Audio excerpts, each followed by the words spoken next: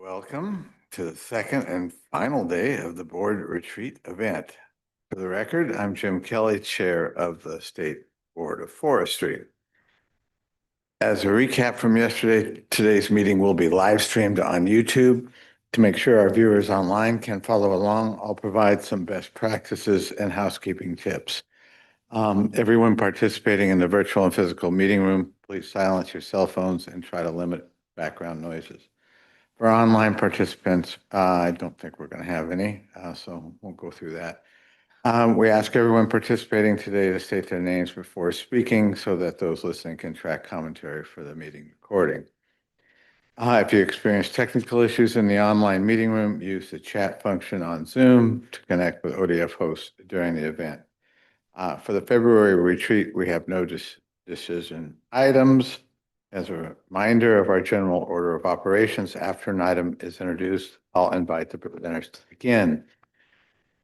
Board members, if you have any clarifying questions, please raise your hand and I'll call on you.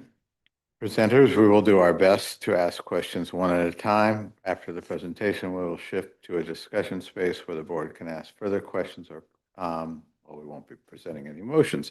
There is no public testimony for this retreat, but if you would like to share information with the board, we recommend sending written testimony to the Board of Forestry email. To enter it into the record for the February 2026 meeting, all written testimony is due by February 18th. One other note, just yesterday, I got feedback that for some online listeners that it was hard to hear some of us, including myself. So, and I found that to be true a little bit too. The system's a little muddy in here. And I guess my hearing's not quite what it used to be. But anyhow, so let's all try to focus a little bit more on the microphones, a little closer to the microphones than we did yesterday. Any questions? Okay, with that, I will perform a roll call of the board members.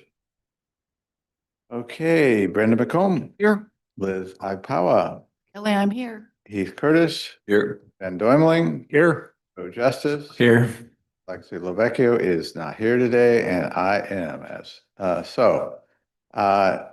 there's obviously no consent agenda items, so we'll roll on to the first agenda topic, which is actually reflections from the day before. And why don't you go ahead and you can explain what you got. And yes, I am. Thank you. Liz Agpawa here. So one of the things that I get to do as a board member is also be the liaison for OWEB that Chair Kelly asked me to do a few years ago. And what I'm supposed to do is sort of report out on that, and it's hit or miss a lot of times. But on our last meeting in October, we had a presentation by the Deschutes Land Trust, and it followed the flat fire in Central Oregon that started in August 21st and went to the 25th. And it shot straight up Wyches Creek, which was a focused investment project from OWEB that started in 2016 and had just completed in 2023. And why Wyches Creek is there? Because it's a 41-mile stretch of stream that starts in Three Sisters Wilderness and runs the 41 miles into the confluence of the Deschutes. And a lot of it is sort of canyon run streams, but 6 miles of it was historically a very braided, open, connected with wet meadows stretch. And so that was the focus of the OWEB piece. When the fire came through, it just really hit it hard. And what you're seeing is the restored area of Rimrock Ranch and the floodplain that was completed in 2023. And as you can see, this is I think an October photo, and it's just so stark. It's a ribbon of green in this restored area among impacted forest stands. So there was just an amazing resiliency to this creek. And I just want to go into, this was an evolving stage of stream restoration. When OWEB started, many of its repair and restoration stayed within the stream channel, but they started looking at what they call stage zero, which is trying to expand beyond the stream and get it connected with some areas. And so these wet meadows were a perfect area to try that. And it's newer science, I think. 2013 is when some of the first papers came out on this idea of stage zero restoration. And when we went, shortly after I arrived at OWEB, we went on a field trip on a very smoky day in Central Oregon to look down at some of this work.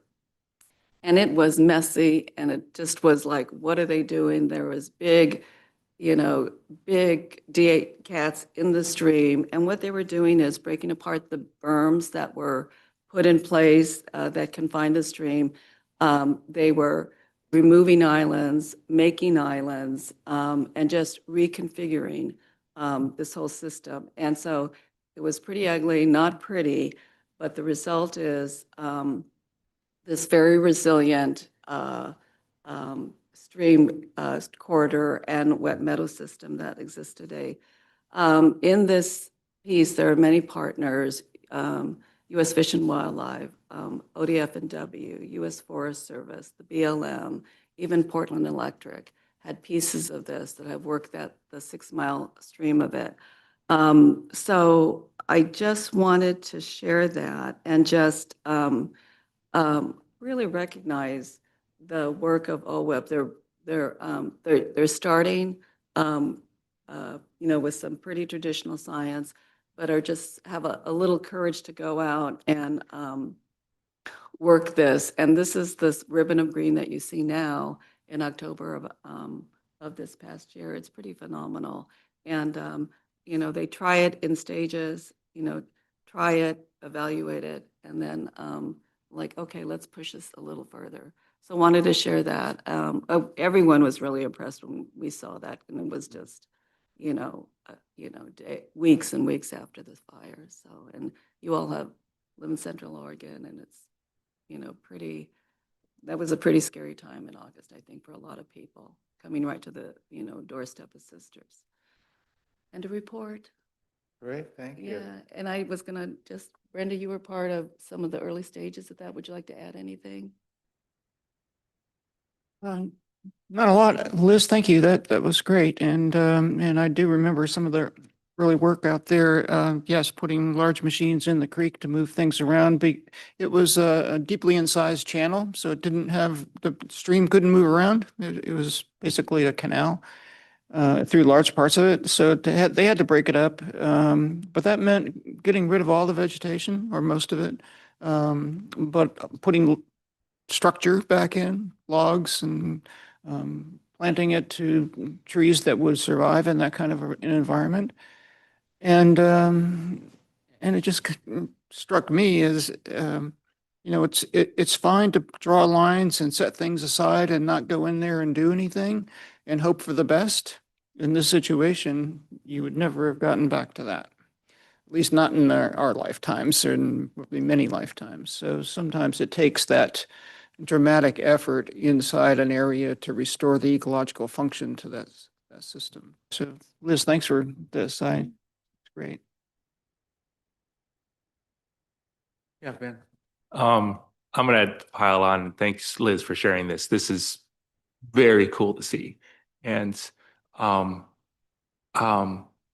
there are a number of examples of these around the states, I feel like, that I keep hearing about. And I guess I would ask that for an offsite one of these days, it would be really cool for us as a board to go see some of these examples. I mean, I think there's the flat fire example. I've heard really interesting stories about some of similar examples after the bootleg fire, and a number of places around the state where the right kind of restoration work took place ahead of time, and we can see see the results. And we should be able to learn a lot from these examples of how to scale the right kind of work. So this is super inspiring. Thanks for sharing. I just want to pile on Ben because I think it would be really cool. Liz, what do you think of having OWEB and this board go out to one of these sites together? Be great. Um, And they'd really love to accommodate it. When I asked them for, some of these the specific slides, the Deschutes Land Trust, and we're really very happy to provide it. I think it'd be great. And this is, thanks Liz for sharing this. I think the other thing that might be worth the board going and looking at is, and I think Brenda even mentioned this yesterday, riparian areas on the west side that, have dense, Douglas fir stocking, and our rules currently don't allow for management within those buffers. And on the east side, with the new PFA rule, we have the ability to manage and to change species component, create. It's something that I've hoped that conversation could begin in Western Oregon, because it's, very much the same issue. Is, obviously very different than this in many respects, but that would also be another interesting conversation. How really what should we be doing in riparian areas in Western Oregon? I think we've created big protections, which is great, but is that really long term for the function of those riparian areas? Yeah. So I'll pile on Joe now. I don't know, have any of you ever been out to the levels of growing stock studies at OSU or so many years ago, the Forest Service, OSU, Starker Forests put in these plots with different densities of planting. So some were really high density planting, 400 trees per acre or more. Some were low density planting, and then just looked at the growth of those trees over time. And if you want to understand what a, say, 350 tree per acre plantation is going to look like in 60 years with no thinning, no nothing, what you're going to find is a lot of snags about that big around. And the live trees, the green trees, are going to have crown ratios of 20, 30%. This is not trajectory for complex old forests along stream sides. So there are examples like that. And I completely agree with you, Joe. I think field trips out to take a look at that sort of thing would be really, really helpful. Great, thank you. Obviously, lots of interest. Our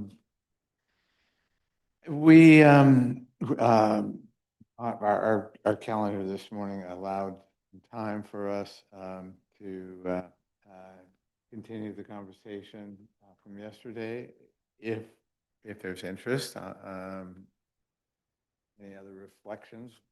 Yesterday was essentially our KPM, and I'm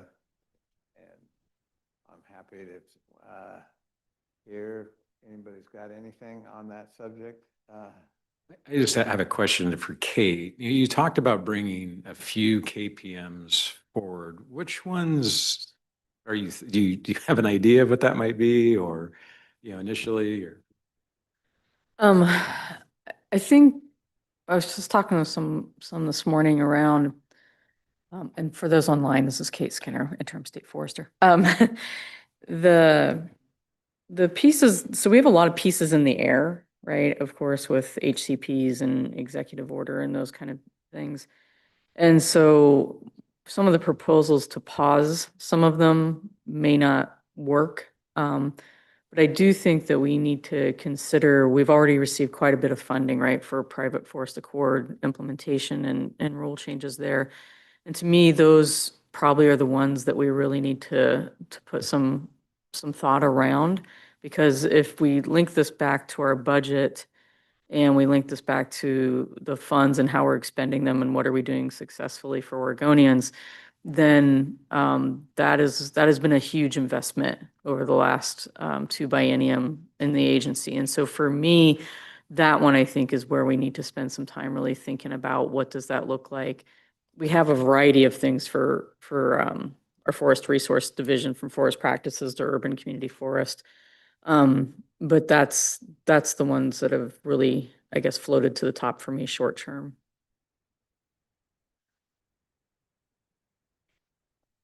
So I promised I would bring back a couple just with actual wording last night, and I don't know if, to what degree this will get traction with others, but you know, most of these KPMs are very simple and they have very straightforward targets.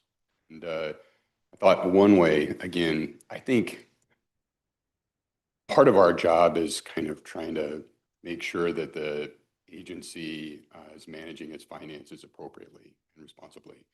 And one area that I can see, some struggle is the Forest Development Fund. And I think that a KPM that was styled just, like many of these others, a short phrase, days of operating reserves in the Forest Development Fund, target 180. I think that that would be an easy thing for them to gauge performance against. And I think that it would evidence that they are striving, and it would evidence the legislature's desire that they manage their funds responsibly. And there are things in their control that they can do to ensure that. One of them is to manage costs. The other one is to try and increase revenues. So I would make a pitch, and I have one other that I would suggest, but I wondered if folks had thoughts on KPM like that. Right now, I don't really see anything targeting fiscal management.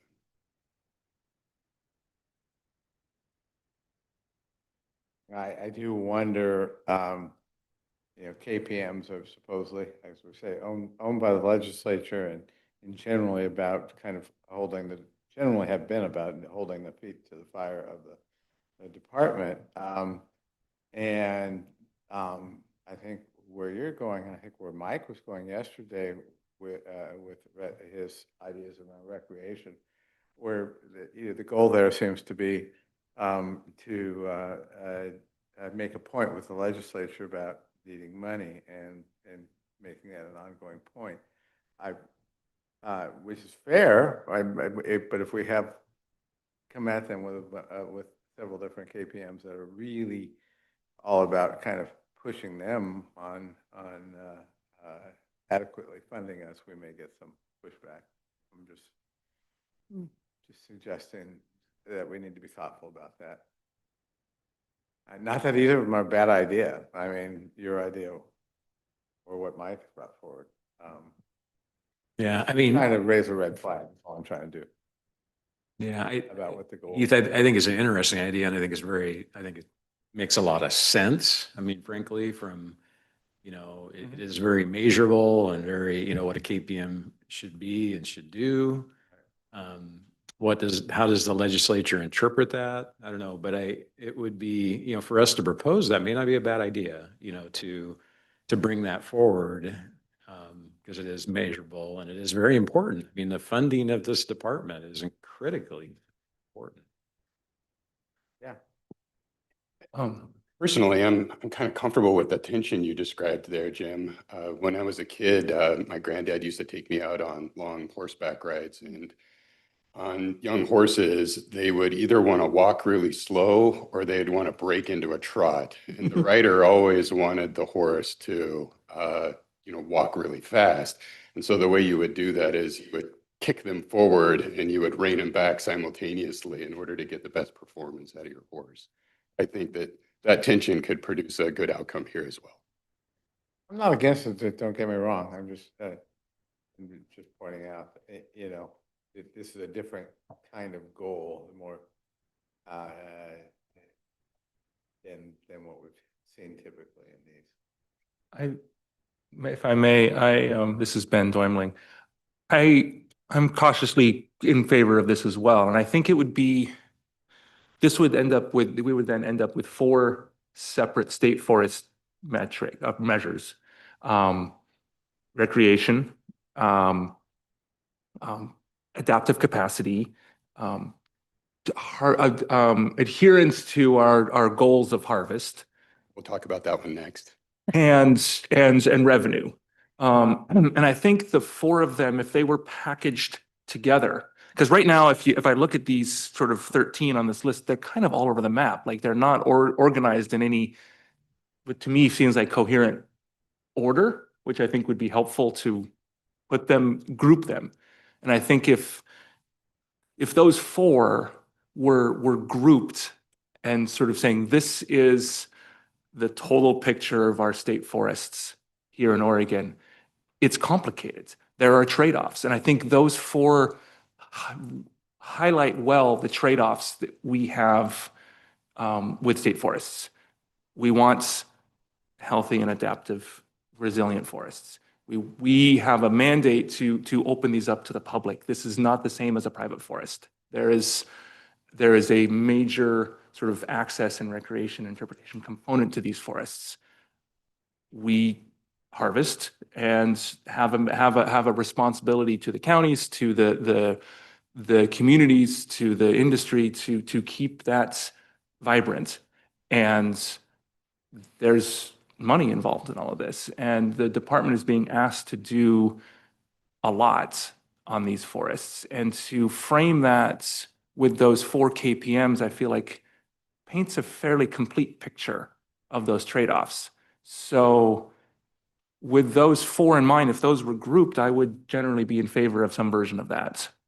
Oh, I mean, that one's pretty straightforward. I think that previously the KPMs included a revenue target, Jim, including a 5% increase over time. And I'm amused by that one too. It's like 5% into the moon. But I think that this one is a little bit more modest, and it says just responsibly manage the Forest Development Fund.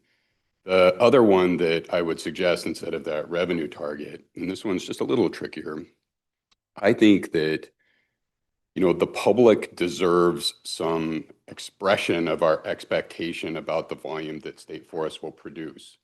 We are expressing an expectation about the conservation measures that these forests will meet by saying in the forest management plan, you have to observe the habitat conservation plan. Right? That is to say, we as a body are expressing that. Now, we can't, as a body, require the state forester to produce annual harvest volumes because there's statute that precludes us from doing that.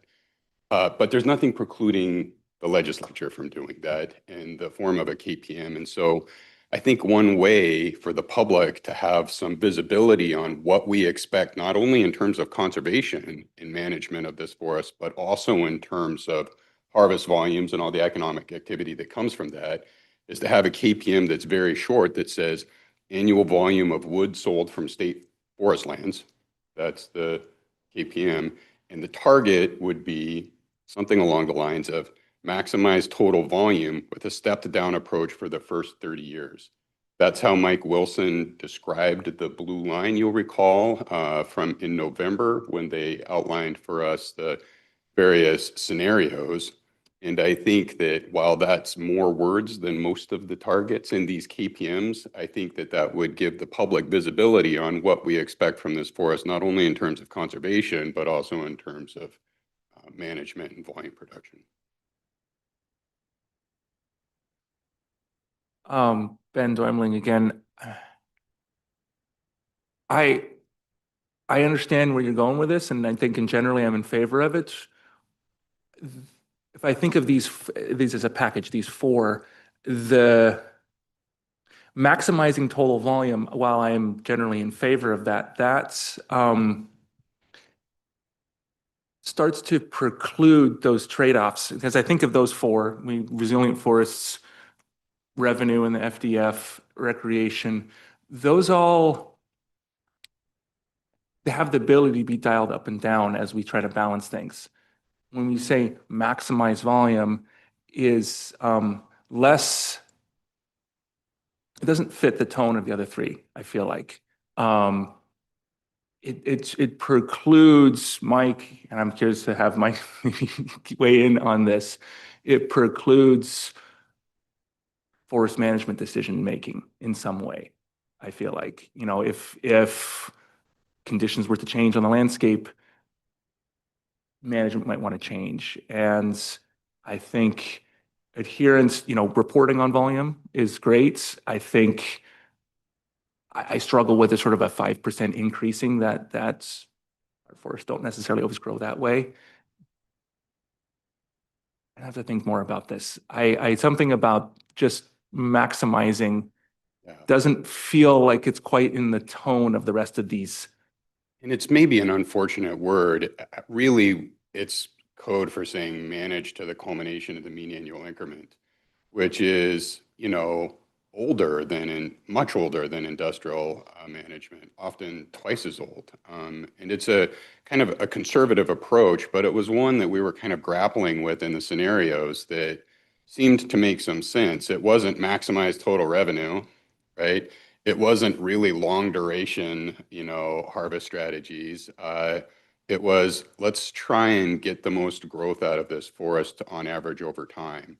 And we could say it that way too. I was just trying to pick the fewest words. I do agree that it's intention to some degree with further restrictions on the forest, but these KPMs don't restrict our ability as a board to impose further restrictions on the forest. And I think in analyzing that for the legislature, the agency would just say, look, we did, or we are, or we are not managing to the culmination. I think that's fair. And I think managing to CMAI, mean annual increment, is prudent in many ways. Some caveats of maximum extent practicable, in acknowledging that this operates within a tension of some other trade-offs, I think would help me feel more comfortable with it. But I'm on board with the general idea of what you're proposing.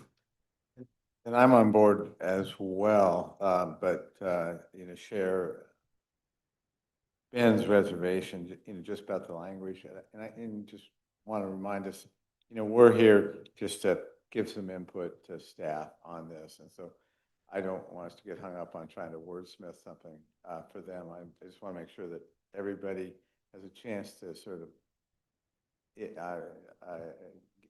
a little bit of response to what you're suggesting. So I'm right with Ben. I do think it should be measured.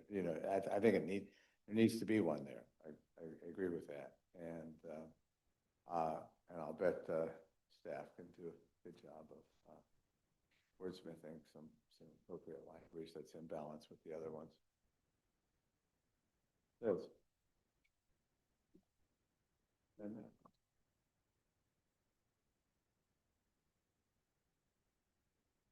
Good morning, Good morning. Chair Kelly, members of the board, State Forester Skinner. I'm Mike Wilson, the State Forest Division Chief.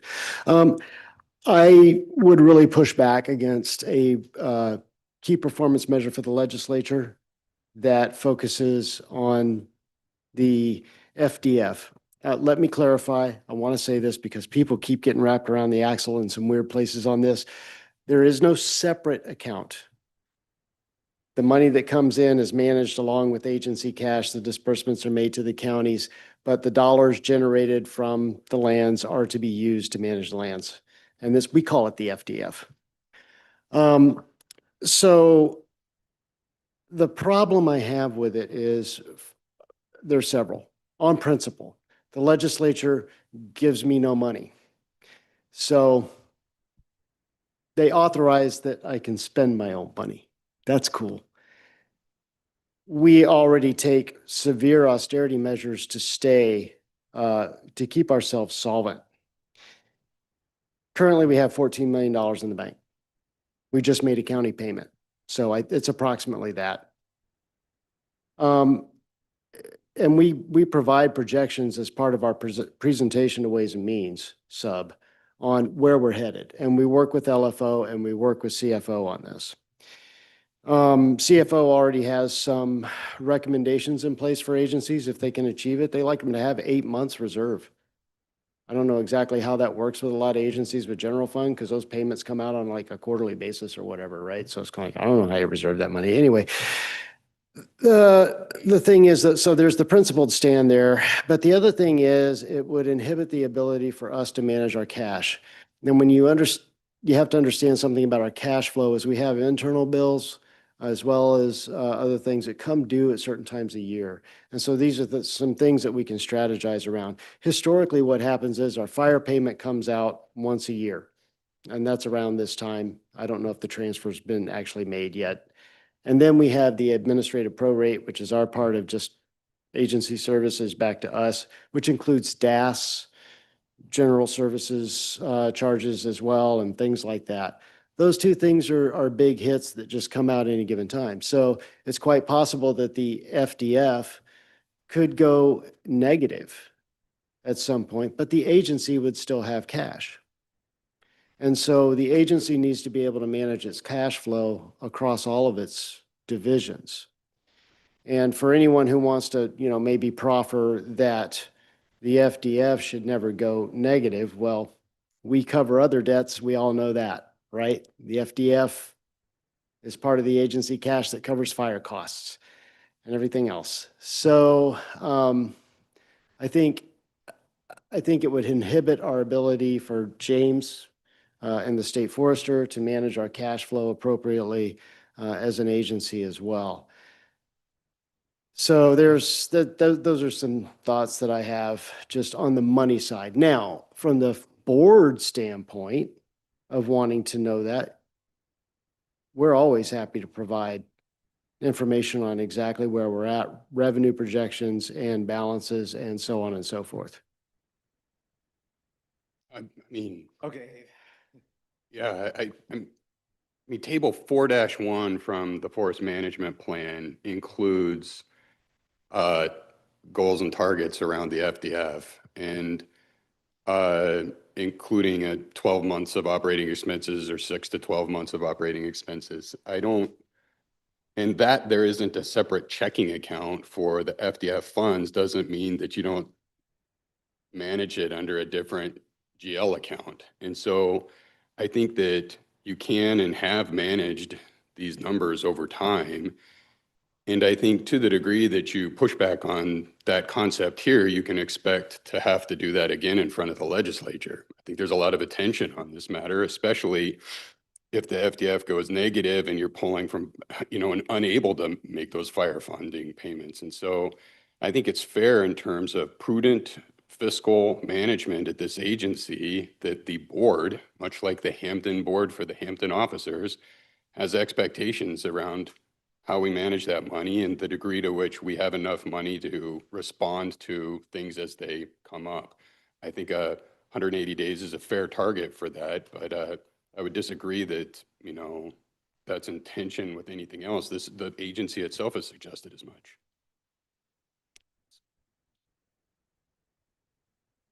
Maybe a different way to measure that, the yearly average or something like that, that would, still address what you're trying to get at, but not, but deal with what Mike's very fair point is at the same time. Yes, of course. I mean, like, to the degree that you are going to use your reserve monies to make payments out of reserves, that's precisely what the reserve monies are for, but you have to have a target in order to have the reserves there in the first instance. And so I don't understand analytically the pushback.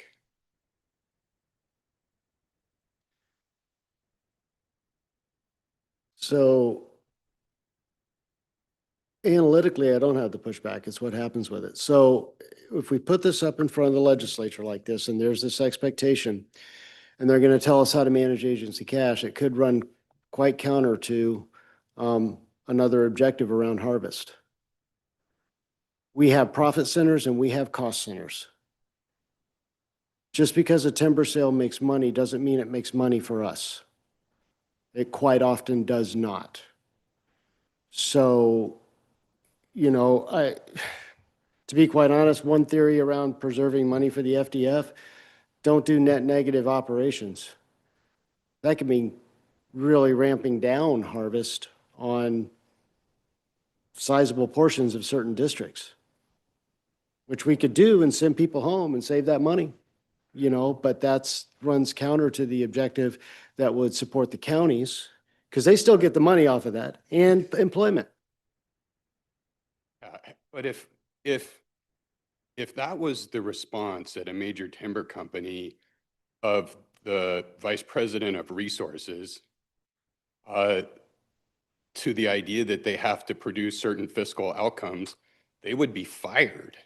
Like, I don't, that to me is a shocking pushback.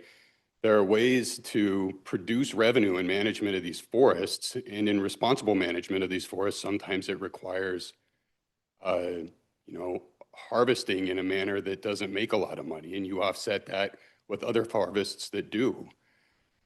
In any event, I've said.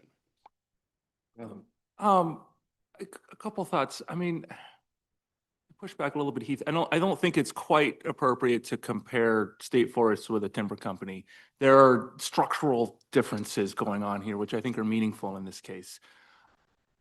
But I think the bigger picture that I've picked up on with your suggestion is, how do we communicate to the legislature, to the general public, to the board, to have a shared understanding and communication of the performance and tensions around state forests. And I think that is a lofty goal, to try to get that right in a set of performance measures. And so I'm generally in favor of some set of measures that are going to capture those high-level tensions in a report that can be used as a tool to have these conversations with decision makers. So I think I don't have a strong feeling about exactly how that measure takes place, but I think the idea of having a set of measures that includes revenue and includes some amount of, harvest, and includes the state health, resilience, adaptive capacity of the forest, and includes recreation. I think those are 4 key components of state forests. So however those are packaged, I have less specifics on, but I think that the idea that you want to tell the complete picture of state forests, I'm completely in favor of. Just for all the years we had an increased revenue target, KPM, don't recall ODF once saying that requires we harvest less. No. So that is a different target. That's revenue. Yeah, but That's not the revenue is- FDF. You just said that revenue could be compromised by harvesting. Let me make the point here. If we only funded ourselves, we would make money hand over fist. We are 100% profitable on gross revenues. Part of our mission, and it's an important part of our mission for our county partners and the local taxing districts, is that we distribute 63.75% of gross revenues. So you want to compare it to a timber company, I would like to see the company that does that. Any TIMO. I mean, like, I think that TIMOs manage for their landowners, and they don't keep all the money. They return profits to the owners. But we're not returning profits. We're returning gross revenues before we pay for operations. I mean, I'm not a small business owner, but TIMOs that come wouldn't up be- granted in a lawsuit. that wouldn't be right, what I do. We've balanced this over the years, but the other thing I'd like to point out is this always comes up and it's not really recognized. The total revenue piece outside the legislative KPM that's there, and actually, I don't know if that, I'll have to go back and look at how that's adjusted over the years, but because it fluctuates with the percent achieved fluctuates based on the past results and the market conditions we're in. But we have, the performance measure with the current plan that was the ROI. And it was ROI on our share, just our share. How's that the return on investment when you're not counting everything else that money does, that money's important for? So anyway, what Ben is saying, I think, is in looking at the entire picture in terms of the success of this is something that we need to do. We need to look at the overall business operation. If you want to look at state forests, let's look at state forests in an appropriate way in terms of the specific revenue distribution that we're in. But then when we're talking about agency finances, let's talk about agency finances overall. Anyway, that's just. I think the other piece too is when you talk about expressing what we're doing with the lands and how we're managing, right? Like, so that's the board's decision, and we enter this habitat conservation plan, the board's decision around the forest management plan, all those kind of pieces. So those are expressed in that manner. If we're going to express how are we managing the state forest funds? That, those are, I feel like we're trying to start to overlap a lot of these different decisions. The part too that Mike talked about was the costs that are out of our control, and we've had this conversation before. And if you think about we have a collective bargaining agreement that we need to meet.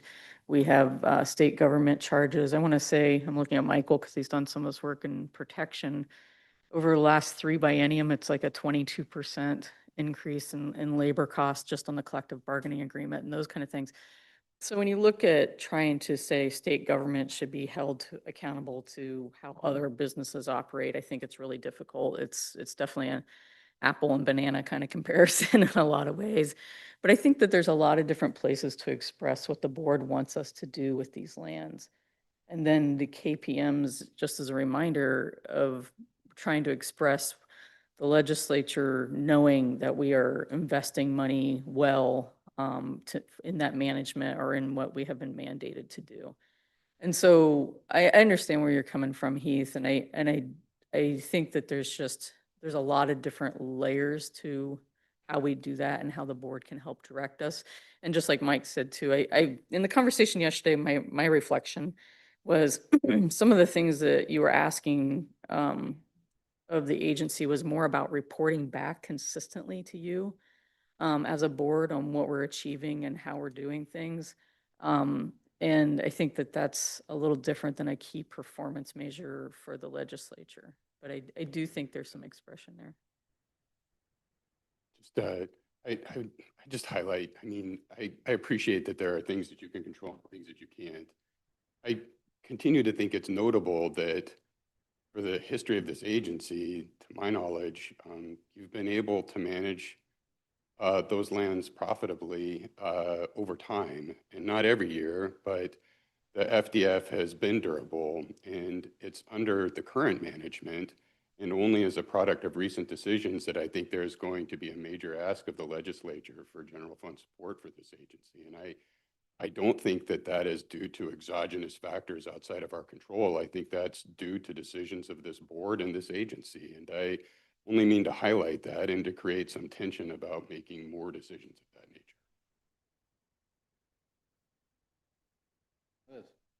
Ms. Ekpawa, so I just want to go to a higher level on this, and in the news and everything else that we hear, we know that Oregon is not in a really generally healthy financial state. And so that just, to me, at some point in time in the future, a general conversation, if it's not what Mike says, that'll get us there. What are the things that we should be thinking about and doing that will help you all be more solvent? Because we see in other federal agencies just stripping away of so many skills to manage the land well. And I just would hate to see, the ODF, descend to such a level where you can't do sound management across all lands. So, before we get there, what is it that the board can be helpful with? What can we help put in place or start thinking about that'll, before we descend into that? I don't think you're there yet, but, just in, my federal career, I mean, we had projects that didn't make money, because we're government, we're not always making money, but we compensated that with projects that did make money. So that's just what I would like to see in the future as that sort of looms over our heads.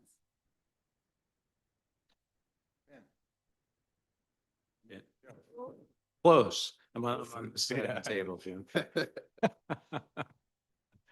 It seems like it's what I'm hearing from Mike is about unintended consequences potentially of something like this is what I'm interpreting. Struggle with that a little bit, but and I hear from Ben that there may be a way to thread this needle in some respect. And I agree. I think there may be some way by which to do it. I guess I would just bring us back to the reason why we went on this path initially was about two goals, twin goals, economic viability and conservation outcomes, right? That's why we embarked on this, and that's why we did it, and that's why we made a decision to this body, approved an HCP. And I think we got to somehow not lose that economic viability. I mean, take avoidance was not putting us on a trajectory this board believed was not, and so I'm speaking, the board make a decision that we didn't want to do take avoidance. We want an HCP. Economic viability, is something that that's part of it. We can't lose sight of that. That's why we did it, right? And so I think some sort of a goal KPM that expresses that in some manner, continues that messaging that this body economic viability is part of was one half of why we did it. Right. Totally. Yeah, just a question for Mike, for my simple-minded interpretation of economics here. How does the rate of increase in log prices over, say, the last 10 years compare to the rate of increase in costs for doing your business over the last 10 years? Honestly, so our costs come in punctuated fashion too. But our costs generally have outstripped the increase in log prices, which, aren't that great anymore. Right. They're definitely softened over the last 6-8 months. But yeah, so there's just good times and bad times, right? When you look at the peak of what we harvested in the mid-teens, and it was, you can see it in the purchaser behavior there, right? They had contracts that they hadn't been harvesting on. The market picks back up and it's great, and they harvest those and they buy new ones and they want to cut them that day, right? I mean, we had never seen pressure to let's get this contract processed with all the bonding and everything so we can get it out the door. And you see those spikes, and those spikes are great because that pulled the FDF out of a hole at the time. And at the time, we were still under austerity measures, though, so our costs were still low. We were not doing inventory at that time. There were a lot of things that we still were not doing. And that allowed us to build the FDF back up, because just for everybody's awareness, we're not anywhere near our all-time low in the FDF. It probably got down to less than 3 million at one point during the Great Recession. So there's that kind of thing. But yeah, sorry, to be more simple about it, typically we see an increase in log prices and we think great, and our costs go up for some reason. So when the HCP goes into effect, assuming that everything goes forward, and you have the incidental take permit, and you're no longer doing the surveys prior to harvests, how much will that savings impact revenue for your division? It's a little difficult to say. So we currently spend probably between $1.5 million and $2 million a year on surveys. One of the things that's coming up, though, the Maryland survey protocol has increased and has an increased number of visits and all of that. However, on the other end, we are going to have some monitoring costs, but we already know that we can buy in a little bit with some other agencies, ODFW on the aquatic inventory program for aquatics data, DEQ on temperature, we can kind of make better use of the money as a monitoring tool. And also, it's not 100%, right? You're sampling, as opposed to doing 100% of these compliance surveys that some of them are just, they're not going to turn you up any useful data anyway. So it's kind of like there's the value of the money that you're spending as well. The other thing, though, that on that, since you touched on survey and manage type costs, our contractors are struggling to meet the need. We have to prioritize our survey work now because there's not enough bodies available to do that work that want to do that work. So it's kind of suffering in the same vein as a lot of job markets are. So given all the contingencies that you just described with in terms of managing the fund, and all the uncertainties associated with what the impacts will be of the HCP and future log prices. I mean, it just seems to me that setting a KPM around, income to support the fund is just fraught with a lot of uncertainties and really limits your ability to meet some goal that would be set. So I'm struggling with this one. I agree that this is Ben Doimler. I agree, Brenda, with you that it's fraught, but I think I agree with Heath and Joe pretty completely that it's important to shine a light on that fraughtness. And I think some measure that highlights those tensions, I think, is really important. Completely agree. Is that going to benefit the agency in terms of legislative appropriations? That's where I think you think carefully about a measure that is generally helpful to the conversation.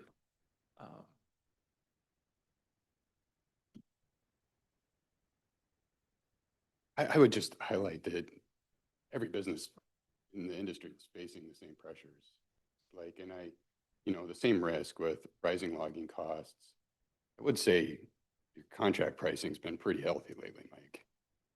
But nevertheless, I think that the reason you have performance measures or targets like this is to try to get the horse to walk faster.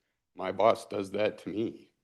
I have targets and I'm expected to try to get more legal services for fewer dollars. And so, that's the pressure that I think managers should have to endure, particularly managers who produce their own revenue, which is not common for state agents. So again, I'm struggling with this one, so don't take this as crashing everything. But we listened to Chandra yesterday, and there clearly is an expectation that this agency with other agencies will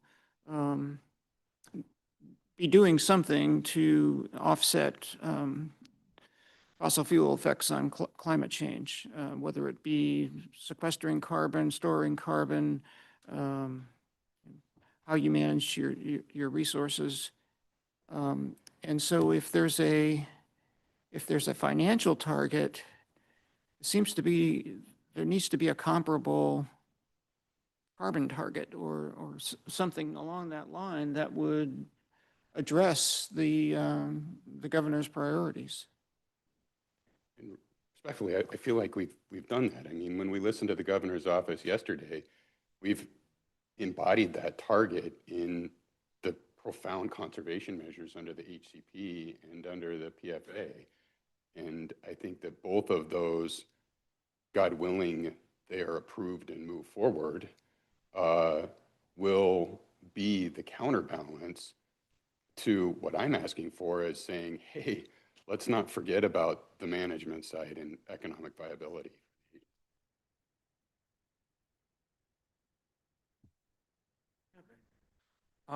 In the few minutes we've got left on this topic before we move on, if I may, I wanted to sort of offer a broader, moving off of this particular KPM, a broader sort of reflection on these KPMs, if that's okay. As I thought about trying to come prepared like Heath with something written down, and I haven't. I'm still mulling those. But as I reflect on these 13 that we have, I reflect on the presentation and conversation yesterday of modifications and additions. And I think about the reasons that we have these KPMs is it's important that they are all relatively high level and highlights key and large portions of the work of this department. And as I look at these, some of them seem very fairly specific and some of them seem fairly broad. And I think if we're trying to represent to our funders, to the legislature, that we are doing good work, we, Department of Forestry, the board, et cetera, having KPMs that paint a picture of all the work that the department does, I think are really important. So as I look through these and think about the modifications that are being suggested, I think about it through that lens of, is this telling a holistic picture of the work that the department does? Or is it just taking a little snapshot that might be a buzzword, might be something that people really care about, but is a small fraction of the total work that we do? And I would just encourage Kate and your staff, as you work through this, to sort of think about how can you write KPMs that are meaningful, broad, big picture, represented, between the however many we end up with, tell the full story of the work that it does. Ms. Ekpawa, the word of it is thinking about is compartmentalization. And, psychologically, it's always really good to do at some point, but if you do it too much, you become, things happen, bad things happen sometimes. And I just think, I agree with Ben, is that how do we look overall at a number of key areas and try to balance them out? Because that's what we do here. We're trying to balance that out. And so,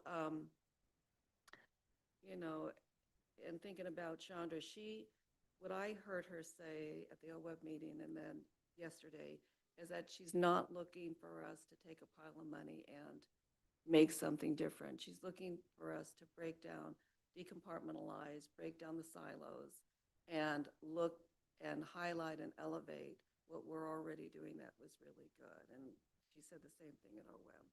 So I just I go to think about what Ben is saying and saying, how do we look at that holistically? How do we remove some of the compartmentalization? How do we remove some of the silos? So just wanted that. All right, thank you. I think, perfect. We are approaching 9 o'clock, so we might as well just move right on to the next topic.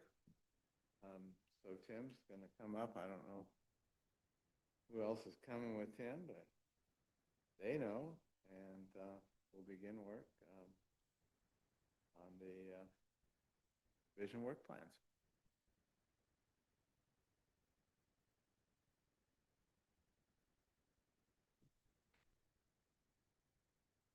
Uh-oh. Shortage of chairs this morning. Well, no. We care about folks. Good morning, Chair Kelly, State Forester Skinner, members of the board. For the record, my name is Tim Holschbach. I serve as the interim deputy state forester. Myself and company here, similar to yesterday with the key performance measures, will be walking through the proposals for what the divisional work coming up to the board for the calendar years 26 and 27 of being proposed. For folks who've been on the board for a bit, these work plans have been a tool of identifying the topics and items that the department, then the business that the department would be bringing to the Board of Forestry, helping along with the building agendas and whatnot. We have not had one, I believe, this last 2 to 4 years. And so it's bringing this tool back to just as a communication piece and an anticipation portion. So a few items, I'll kick it off with kind of the purpose and some of the function behind the planning process for this. Generally, the work plans encompass a 2-year period that starts January after the long session. So the general theory is that the legislature finishes the long session. In the odd numbered years, that's when they generally have the bigger policy bills and any new rule direction to the department. The department staff analyze what those bills mean and the upcoming obligations for either the department or the board. Those are integrated into a planning document similar to what you see here, and that's discussed at the October retreat in odd numbered years. So that's where we have the introductions of the work plans, adding and getting feedback from the board, some of the timeline pieces, and walking through that stuff. And then that's implemented the next January with a January start date. So the board work plans run on a calendar year basis. And then there's a status check on the even numbered years at the retreats as well. Where are we at in the current work plan? What has shifted forward or backwards? What will be moved on to the subsequent biennium? So a little bit of a different approach. Folks may remember some years we've had work plans. There've been like 6 or 7 of them, and they've all been separate. We're looking through this document as an integrated work plan to try to keep everything in one place.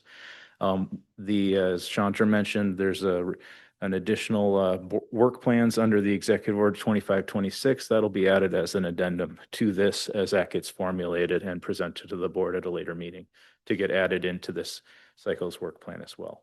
So I'd like to ask board members as they we walk through the body of work that's in the document now. The discussion later in the agenda is what the board would like in their work plans. So something as you think through the kind of the construct of this, of how you'd like to construct your work plan later in the meeting here today. With that, I'm going to turn it over to, I believe, Justin. Yes, good morning, Chair Kelly, members of the board, State Forester Skinner. My name is Justin Hallett. I serve as the Agency Administration Division Chief. So like Tim says, we're getting back into a rhythm. We want to know how we can engage with you on these work plans, how we want to work on it with one another and touch on these timelines that we've lined out through the next 2 years. I'm going to split topics between myself and James Short. We kind of split the administrative duties between agency administration and business services division. So some people kind of get a little hung up when we used to talk about administration, all encompassing everything. We've somewhat separated that out. Like Tim said, you have a lot of information in your packets. I'm going to touch on a few things here that I have purview over. One of the first things is the board governance performance self-evaluation that ties to KPM number 2 that we discussed yesterday, kind of absorbing that into the governance body of work there. Some key things that I will be bringing forth this summer around June is a human resources report. It's just an annual update on the department's human resources and safety related metrics. I'll also be bringing forth facilities capital management plan. We have a wide portfolio of buildings and properties that we manage, so it's kind of an update on what we're going forth and asks what are our project workload for the biennium. And also a new one is an equipment pool report. My objective here is just to provide education on what our equipment pool is, awareness of your authority around that, and that we are evaluating the model. It's an older model. It is the topic of much conversation on a regular basis, not only from operational standpoint, but finances. So I'm really wanting to dig in with staff this year to look at that. And then the last item I'll cover is our agency annual performance progress reports. I handed out last year's in front of you. That was presented at the September board meeting. It kind of gives you some context and awareness of how we're doing in those metrics based on some of the questions that were received yesterday. And then just a reminder, everything that we're working on here is for 2 years from now. So those KPMs, we might have a lot of great ideas and suggestions, but we'll have to continue reporting on those until we actually implement some changes. With that, I'll hand it off to James Short.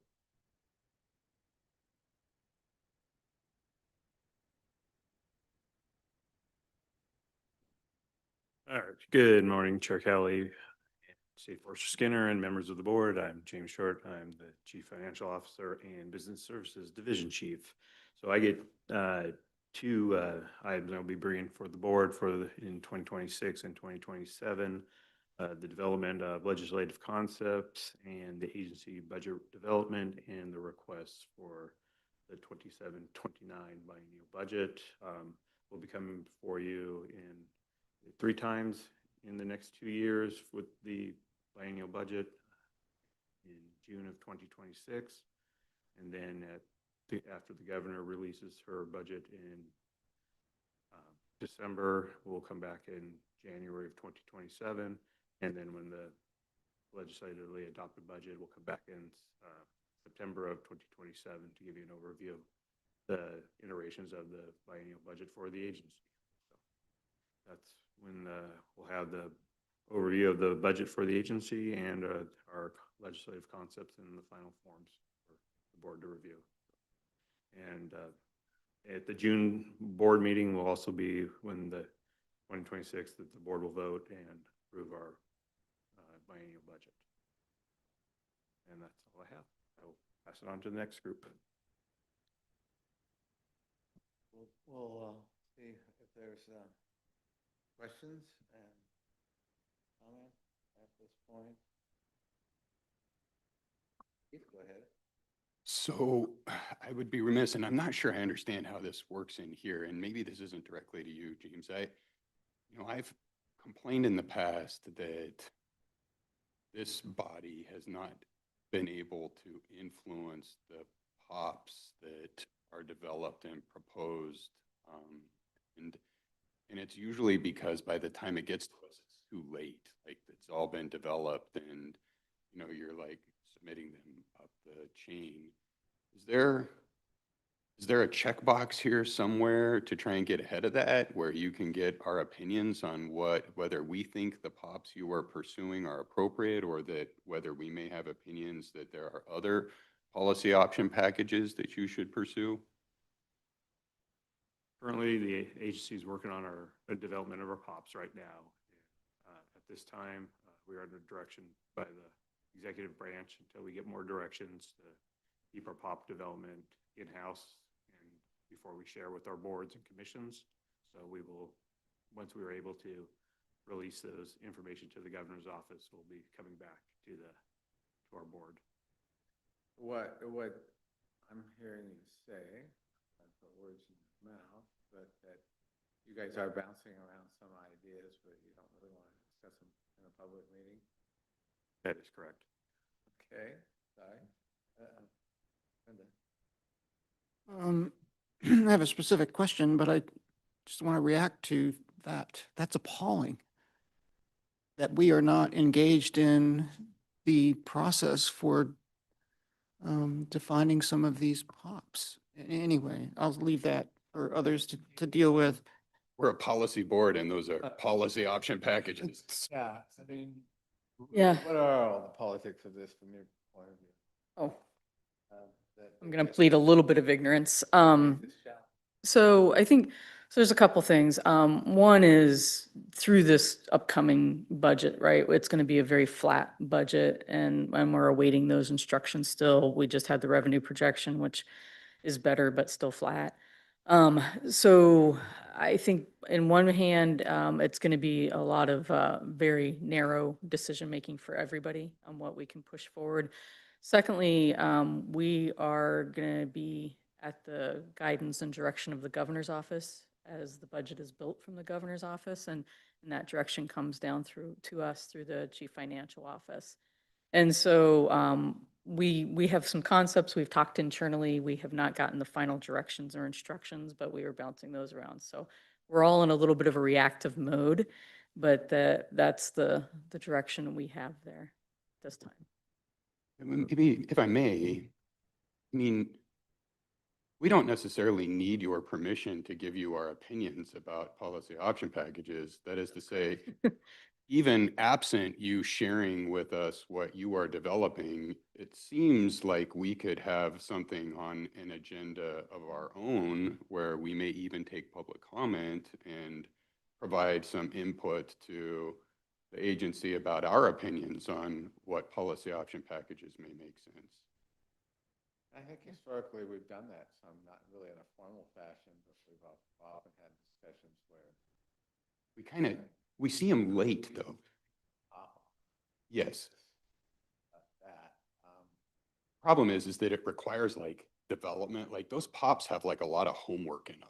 They're like, there's a lot there. And so if we're going to advocate to the agency for a POP that we believe, that the board believes is necessary, we need to do it early enough that they're able to develop those materials in order to advance it. And maybe you'll choose to ignore the Board of Forestry because the state forester are no longer hired or fired by the Board of Forestry, but at least we can complain about it then.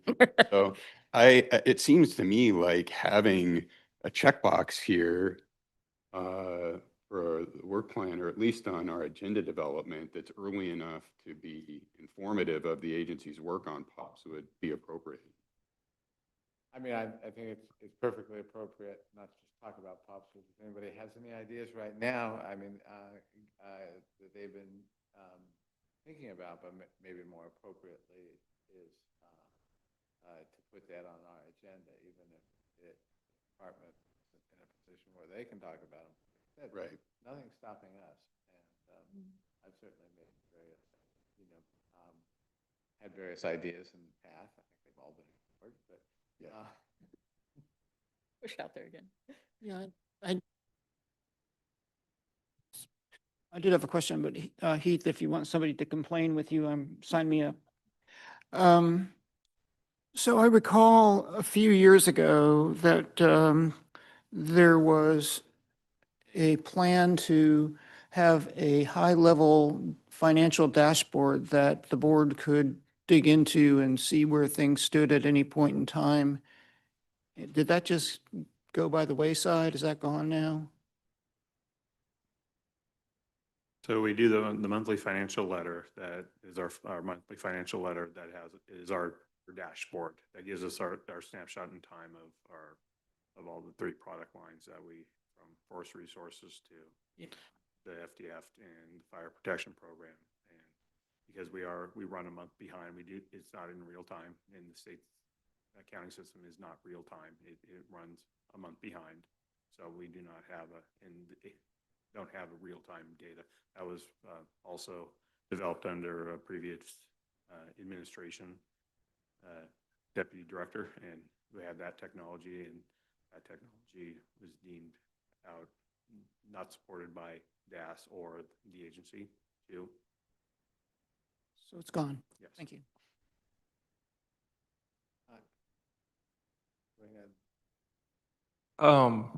I think it's really, I think it's really important that we carve out this space for us to, even if you can't share with us what you're working on, okay, I'll leave that over here. But we should make the space for us to share with you what both really early in the process, high level sort of vision direction on a biennial basis.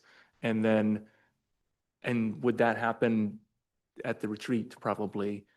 And then, maybe in January, I just want to make sure to Heath's point, we want to get ahead of this because so many years I've been on here, it's like, well, oh, it's all mostly baked and there isn't much room for feedback from the board. So since I think we're sort of building out a schedule here, wanting to make sure that there's space for both high level sort of vision direction and then more specific pop suggestions if the board has them. Would that be October and January? I just want to make sure we find placeholders early enough in the process that they're useful and meaningful. Would be before June this year. Of this year. This year. I think we'd have to do it in March. Yeah. March board meeting would I'm just this year in particular, but I think we're trying to build out sort of a framework for a plan going forward. So we may have already missed some boats. For the next time around, what would be the right times to do that? It would be the odd year after the new biennium started. Right. The 27. Yeah. So like in November, Mhm. that'd be That the time. odd year retreat. September, Yeah. probably. Yeah. Yeah, That's when you would start this. right. So Good point. I'm looking at you, Tim, make sure those are notated on the schedule. I say that the retreats are in October is a good time for the board to have these discussions amongst themselves on what their priorities are and whatnot. So historically, it's been a good spot to do that. As far as what James mentioned, as soon as we get a new budget, we start designing the next one. So that's just the cadence of how fast the system moves. So those are, like I said, as soon as we get the new budget in October, what's not in there, what's the next priorities for the board is a good way of kicking off the next set of work plans. Mhm. I think we'd be remiss for letting you guys go if we didn't ask you about AI and what kind of plans are afoot, if any. I mean, it seems like the administrative division, more than any other If I compare it to private business and what's happening, it seems like some of the first areas where AI is moving in is into things like accounts receivable, accounts payable, but many, many other areas, as we all know. And I'm not thrilled at the idea of people losing jobs, but this is happening everywhere. You know, all the way to what we all already know, that it's almost impossible to talk to a person through customer service anywhere anymore, which is not real fun, but it's going to get worse. Joe, and I know you guys are probably not in any position to be an island, you know, as part of state governments and other agencies, but can you inform us of what is going on, if anything? Thank you for the question, Chair Kelly. Again, Justin Hallett for the record. One of the programs I oversee is our information technology program. Our Chief Information Officer is Brent Grimswood, and we've had a lot of discussions about this recently because it's new to me. We have a lot of one-off conversations that are pretty fun to have. I've had some really pleasant experiences with AI. If you want to look up a recipe without getting bombarded with all the things, that's a really good way to do it. I have these ingredients, tell me what I can make. I've also had really good customer service with a chatbot where my issue was resolved. I had no bickering. Wow. Try these things. If they don't work, we'll replace the item.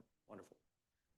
But then I really get into sticky spots when I get into conversations. Well, hey, I used ChatGPT to produce this exercise. I think I vetted it right. And then another kind of confession on my end, I took the recent IT training. I took it twice, and I still missed some of the AI questions. We don't know a lot about it. We're still navigating that, but we're getting our direction from the enterprise level. So whatever's decided at that enterprise level, we'll try to integrate it into how it'll best support our staff. But you know, I too am one to look for efficiencies and stuff, but I'm the person that gets in the line at a grocery store instead of the self-checkout, because I like that human interaction. I like that. I think that's part of our customer service. We get that with some of the service that we provide our internal staff and then our external stakeholders. So that's kind of my opinion on it. If anybody else has that. I mean, I'm hearing you're having a lot of interesting conversations, but not much more. And I just think, you know, James, the history of us, you know, having to take months to process accounts payable isn't that far behind us. And it just seems like there's going to be so much opportunity here for better service. Yeah, I think you're right, Chair Kelly, but you know, we have staffed up. We've found some more efficiencies in how we do our business, and we've looked at other products as the state is looking at replacing the Oregon buys procurement payment system right now. And we've expanded, have bought another module of from Sage from the MGO recommendations. We just recently did our upgrade to our AR system, and at the same time, it came with the new payables product too. So in that, that has a promising future for us too, that maybe have some more efficiencies in the current Oregon buy system if that does not meet our needs as a business, as an agency. So, you know, we're looking at different products to help our efficiencies with our current staff, because we do run to meet that demand during fire season, temps and limited duration positions to get those payments out to our fire vendors, and that's additional cost to the administration prorate and to the other programs too. So. Yep. So for the record, Michael Curran, Fire Protection Division Chief. I was just going to mention, right, there's the direct way as an agency we interact with AI, which we're still trying to figure out. But I would say there's a lot of indirect ways we're interacting with AI. I look at a lot of our contractors and vendors on the fire side of the shop, especially in the detection network that we have out there, whether it's UAS, our cameras, our detection aircraft. A lot of those are starting to implement more AI type tools and get those updated better. So we are interacting with AI indirectly, I would say, as an agency in some of the programs, especially as that technology is getting more and more developed. I don't know too much about it, so I can't speak a lot. But in hearing staff talk and work that they're doing with our vendors, it's becoming more and more prevalent, and we're interacting with it more and more each day, especially on the fire side. Seems like a huge amount of opportunity on the fire side. Yeah, Jim, I appreciate you bringing that up because I'm learning a great deal about AI and the power of it, which is quite amazing to analyze data and such. And it seems like the first step in that is training. Because a lot of us, like what I'm hearing, I don't really know. And a lot of us are in this place, and I'm very much so too. But as I've received training related to AI, there's a lot of aha moments that I would just say you can, glean from that training. So that may be something to think about for staff to get additional training in AI, because you don't know what you don't know, right? And that's what I've discovered personally as I've received training in AI. I've realized, wow, whoa, that creates some massive, especially dealing with massive amounts of data. It's incredible how you can analyze data with AI. So anyway, so just comment. But thanks for bringing it up, Jim. It's good. And of course, I know nothing about it, really.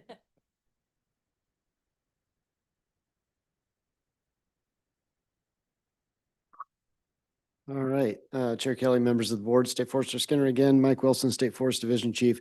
Before I jump into the work plan elements, I'll just say that in, AI and state forest is primarily being explored with inventory and other data crunching. And so some of the things that we often hear about, what happens if we turn this dial and what's the effect here? And some of those things that are maybe more difficult to model out, AI can create some real efficiencies there to give you some results. So we're looking at it there as primarily in that inventory aspect.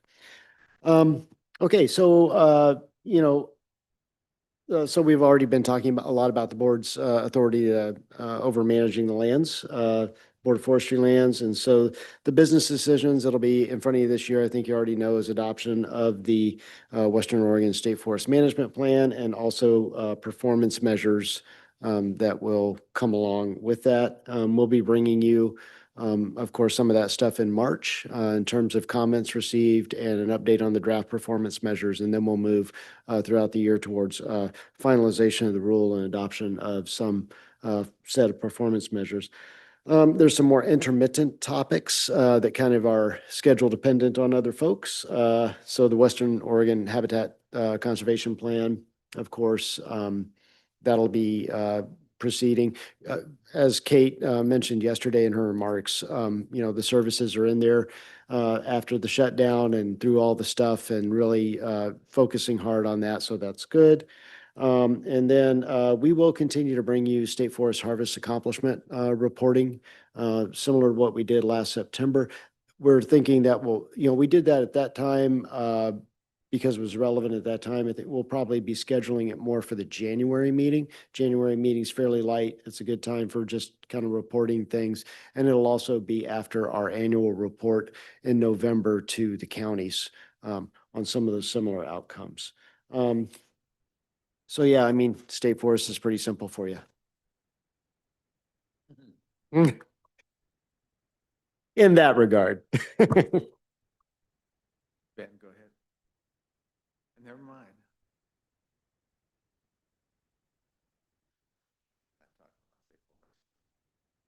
All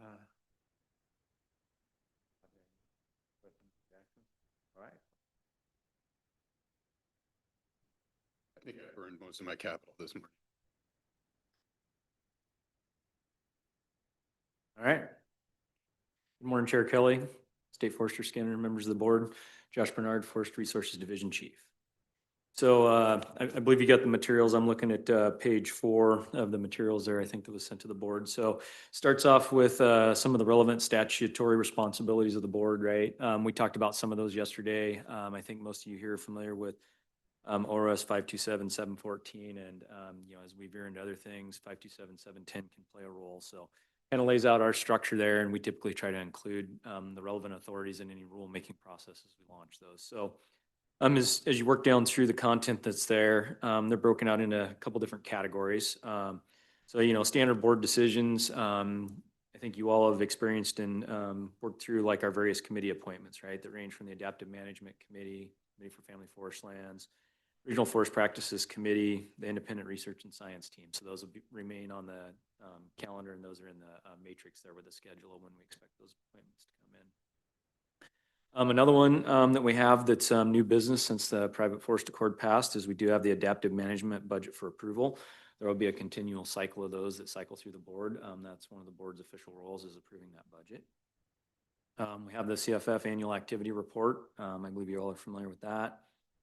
So as we move down the list here, we move into more of the rulemaking. That as we work through those will wrap up over time, and we'll move to the next one. So right now, the focus for Forest Resources Division is the tethered logging rulemaking. You all started to engage in that in March of last year, and we've been working through presenting information, field tour. And at this point, we're planning to return to the board in March with some more information and start moving toward making some decisions there and pathways forward on that rulemaking. So that's our first focus.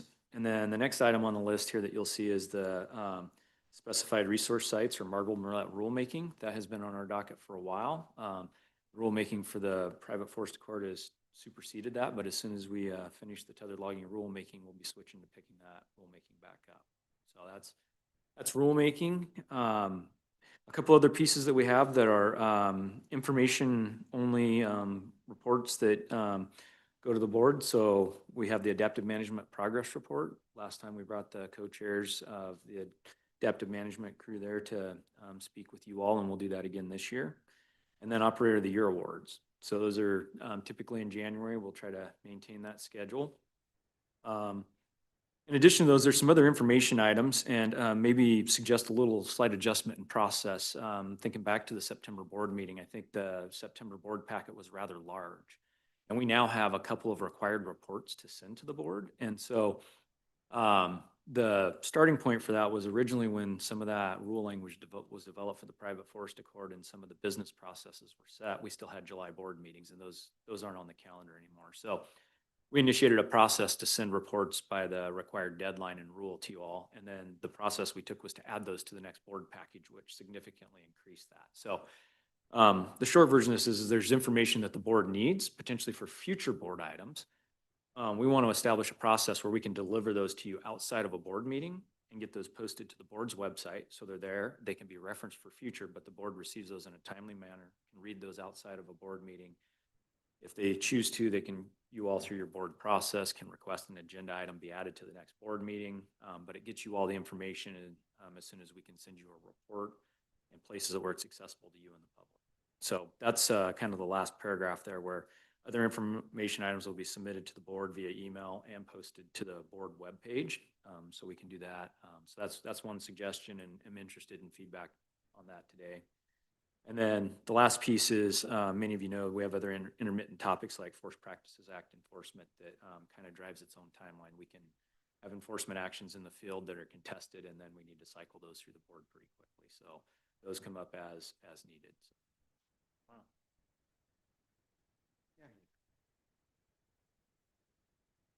Thank you, Heath. Two questions, Josh.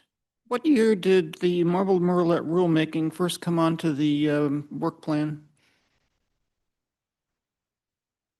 So it should be listed here. I believe it was around, 2016, 2016?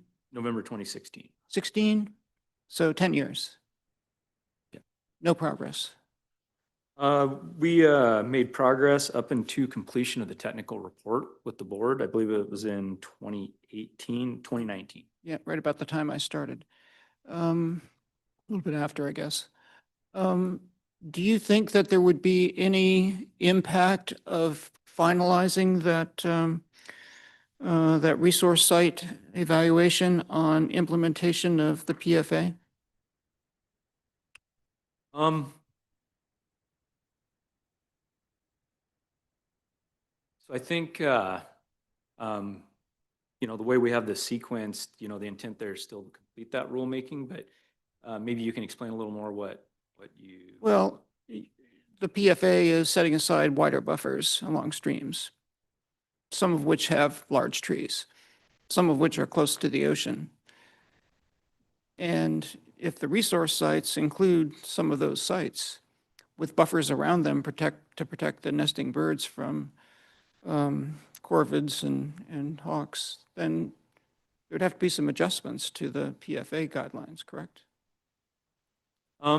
I think that will be the purview of the board as we kind of walk through that, right? So we have where we left the process in 2019 is we developed in rule what it's called as a technical report.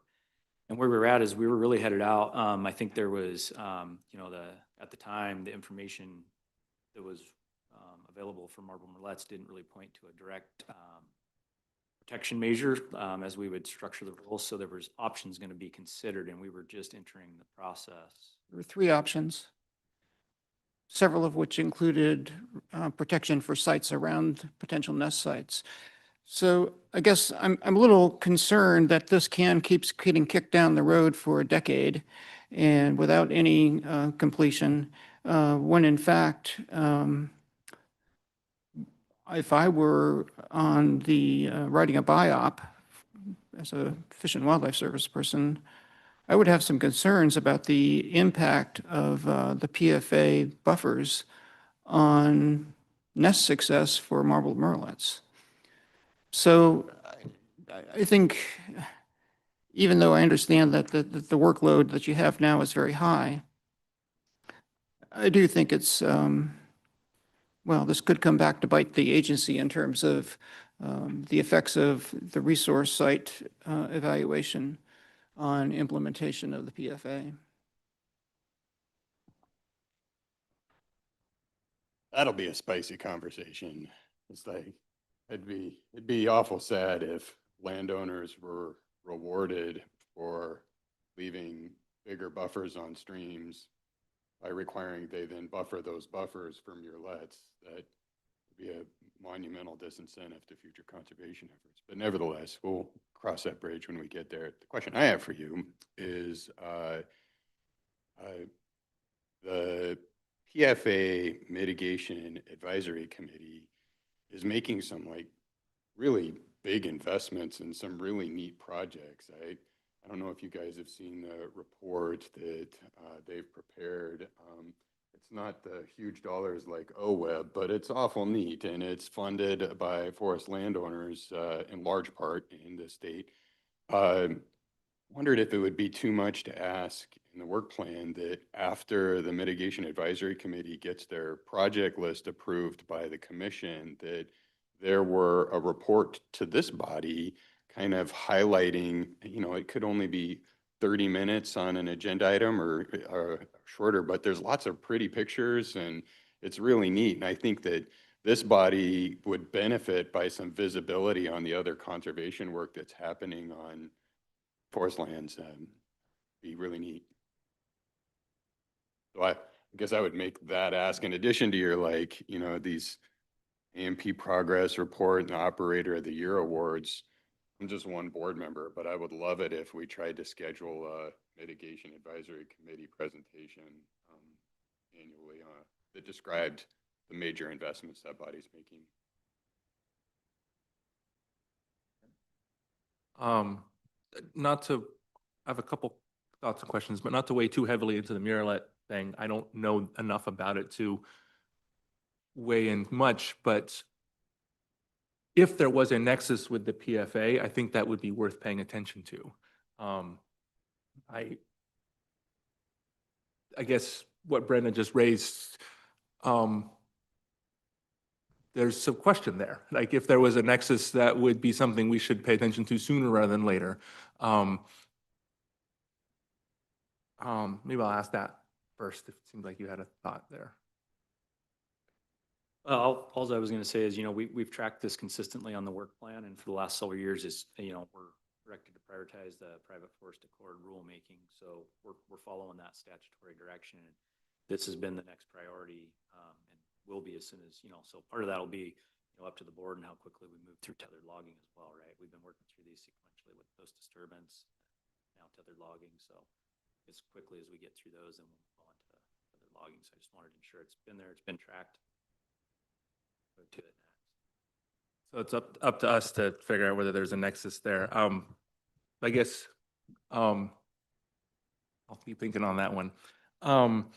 The question I had about the reports here is, I feel like we've gotten at times sort of a compliance audit report that I think was going to turn into a regular report. Is that the is that the case? I'm not seeing that on here. It should be listed in that other informational section, so that's one, as soon as we complete it, we would send that to you all. And then if you, as a board, wanted to request presentation on that or other Oh. items related, so that's in that same one. There's not a decision related to the compliance report, but it is a report we'll be delivering to you all that's listed.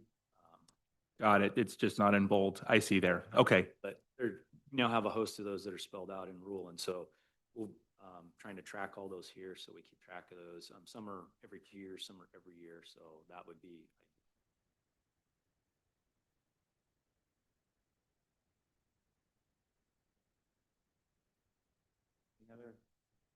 Would anybody else support my mitigation advisory committee presentation?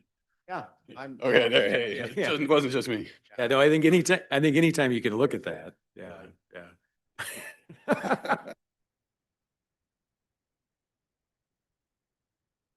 That'd be great. I definitely agree. Okay, I think we can move on. Okay, so for the record, Chair Kelly, State Forester Skinner, the rest of the board members, Michael Kern, Fire Protection Division Chief. So for the fire program, some standard board business in terms of decisions needing made for calendar year 26 and 27. Just like we do in every June board meeting, we'll come forward with you for the final approval of all the protection budgets for our forest protection districts and our rangeland associations. So no changes there. And then in addition, that we don't do every year is we're currently working through an update to the Oregon smoke management rules. So the current plan will be that we'll plan to come in front of the board in September of this fall and talk through the changes that we're looking at, and then make the request to enter into rulemaking, where we will conduct our public meetings later this fall, with the goal of January 27 coming forward to you with the review of all the changes that we're looking at and final board approval to go forward with from there. So we're currently working with DEQ and OHA and other partners through our Smoke Management Advisory Committee on what changes we're currently needing to make. And then we'll put together a Rules Advisory Committee prior to September as well to determine what needs changed there as well. So that informs the decisions needing made for the next 2 years. Moving on to information only for the board business, just like we do every year. When we present the budgets in June, we'll also include any of the Forest Protective Association letters that get sent in, just so you're tracking the thoughts from our various Forest Protective Associations around the state. I would say a heads up for you on this year. Probably see some good and bad in that. House Bill 3940 provided much needed rate relief for our landowners across the state, which is good. But as we've been reporting on, I think the past 3 or 4 years, maybe a little bit longer, we've been highlighting the fact that the amount of general fund we're given as an agency for our fire program is not keeping pace just with the costs it takes for fire protection. And one of the changes we've made this year, we've kind of built in clear sideboards of do not exceed numbers for our districts, which we have not done historically. And depending on kind of how local budgets shake out, we're currently working through that over the next 2 to 3 months. We'll kind of see where all the individual districts and associations land with that. So just awareness for you on that. So how are you, do not exceed numbers? How is that aligning with adequate level of protection? I mean, explain that to me a little bit more. Yeah, so I think still to be determined. What we're trying to do is we're only given a certain amount of general fund each biennium, and we got to try to stay within that. And what we're trying to do is allow as much flexibility at the local level to put together what that adequate level of protection is, while still trying to stay within our general fund allotment.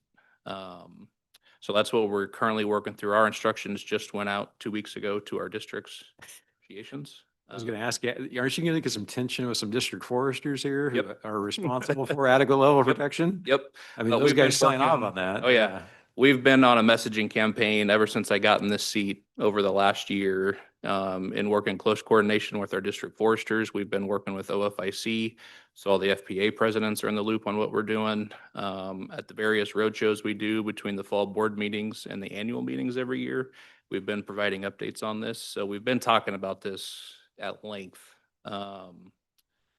Over the last year. So everyone's tracking what we're doing. We're all in communication as we move forward. So still more to come in terms of what that adequate level of protection and impacts to that will be. But at the end of the day, we're only allotted so much general fund. We got to try to stay within that the best we can. So that's the needle we're trying to thread here. Well, good luck with that. And Brian, good luck with that. Brian.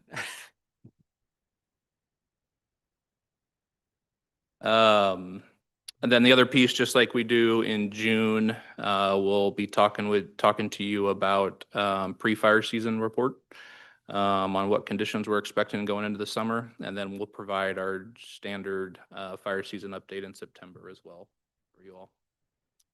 And then some other intermittent topics that will probably pop up. So periodically, our Forest Protection Association agreements need updated.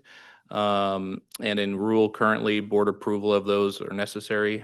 We are planning on updating our Forest Protective Association agreement with the 3 active associations that we have. So Douglas Forest Protective Association, Coos, and Walker Range. We have a tentative timeline in working with those 3 district managers of June 30th of 2027. We'd like to have that final by. So that won't be occurring till June of 27, just to allow us enough time to work through that. So just a heads up that that'll be coming then. And then as necessary, any Rangeland Protection Association formations that need to be occurring. And then the other piece is our Forest Patrol assessment appeals. We are kickstarting our forest land classification process because that has been put on pause as we navigated the fire funding challenges the last 2 long sessions. We finally got the approval from our governor's office to move forward with that.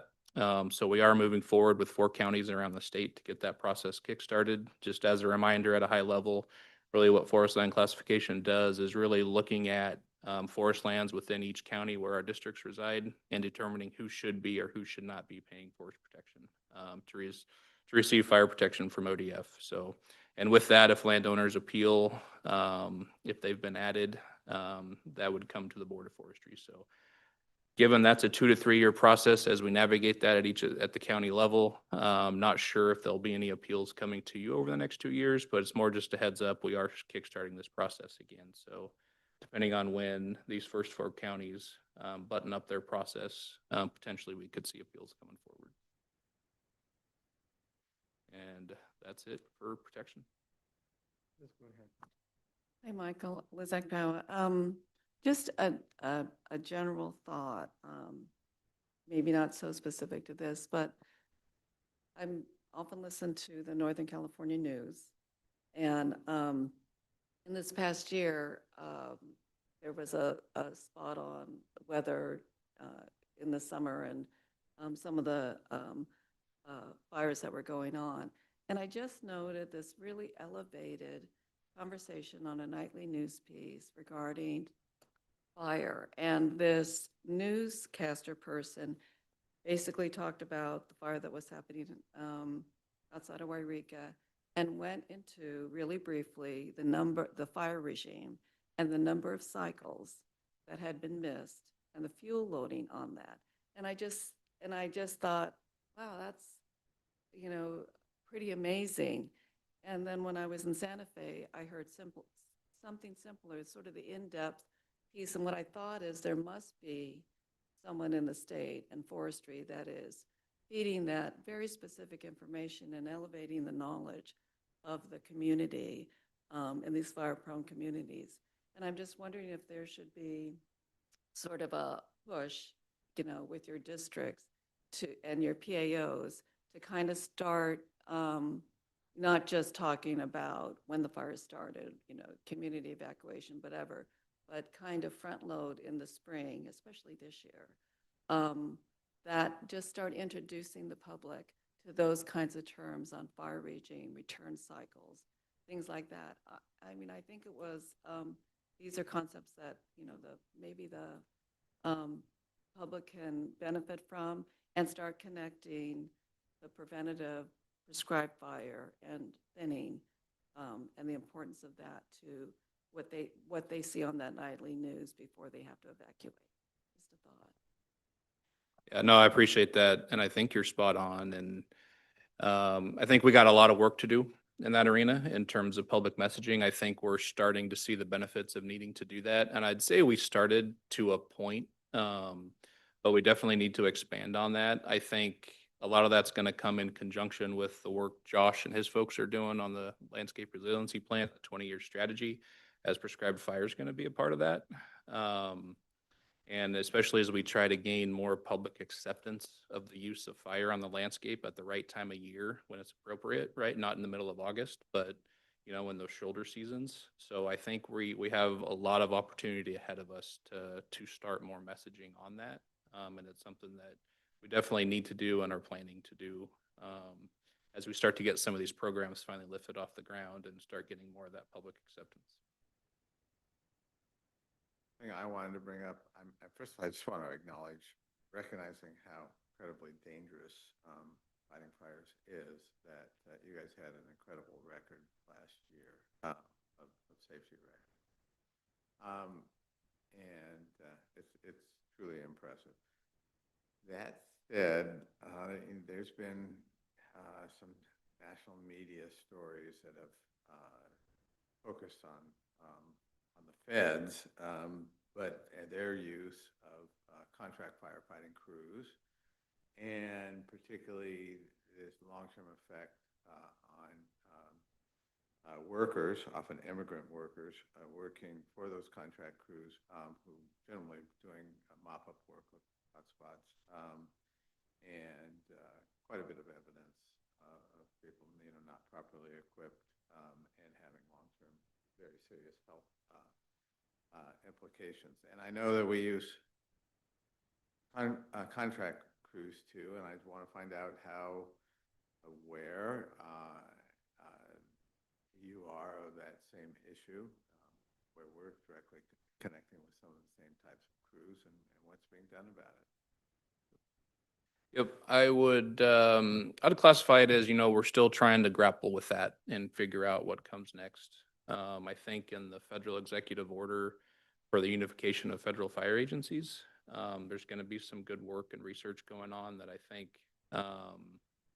we can tap into to kind of see what results they find, to see if changes need to be made in terms of protective gear and all that we need to provide. And we'll be working closely with the federal agencies as we can, because a big piece of that executive order is to partner with the agencies and all this expanded work that they're doing in terms of research.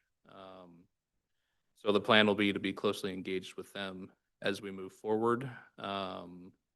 So if, like I said, if changes need to be made, we definitely can head down that path. I'm worried that's not good enough. It seems like the changes that need to be made for some of these work is pretty obvious. Better, greater type gear, as unpleasant as I'm sure that is to wear. I just think it's out there. We've got to try to do the right thing for what we're responsible for, and the next media stories may be about the crews that ODF is contracting with, and so there's a self-interest as well as a need to do the right thing for the people who are out there doing really hard work, being so smoky. Brenda? Yeah, I just want to pile on, Michael, with all due respect, you can be behind the curve or ahead of the curve, and it seems like the curve is pretty obvious that long-term exposure to smoke is a health hazard. I wonder two things. One, whether you have communicated about this issue with OHA, and secondly, if you provide masks as an option, at least, to workers in the field so that they can decide for themselves whether they want to take that protection.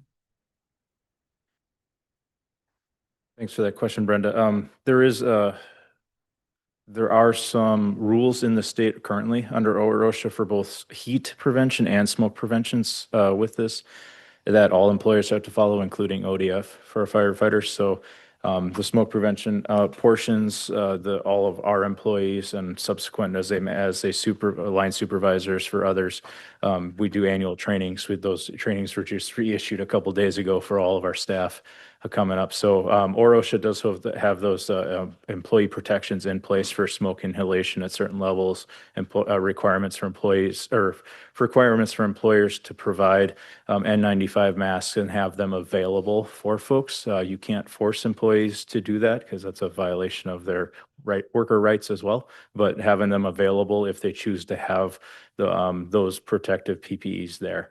One of the challenges, you see pictures of folks on the fire line that have a bandana around their face and that type of stuff. The comfortability is still the challenge, and that's one of the things that the Forest Service is looking at researching under that consolidation order.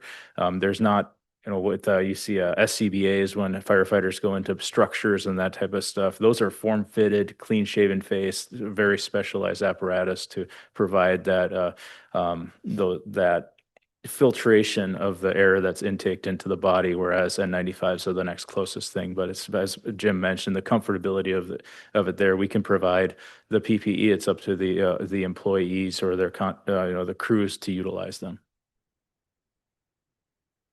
Does the Oregon Health Administration have to say about any of this? You're getting any advice from another state agency on this issue?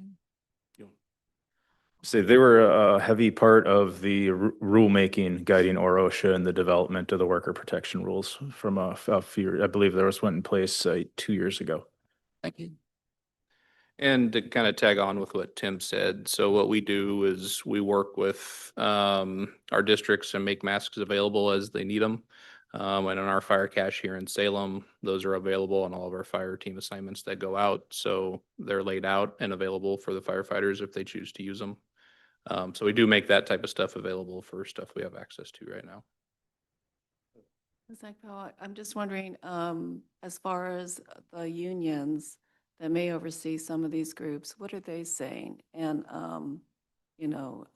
as far as PPEs? I haven't been in direct contact with the unions for the crews, I would say, on this particular topic, so I couldn't really address that right now.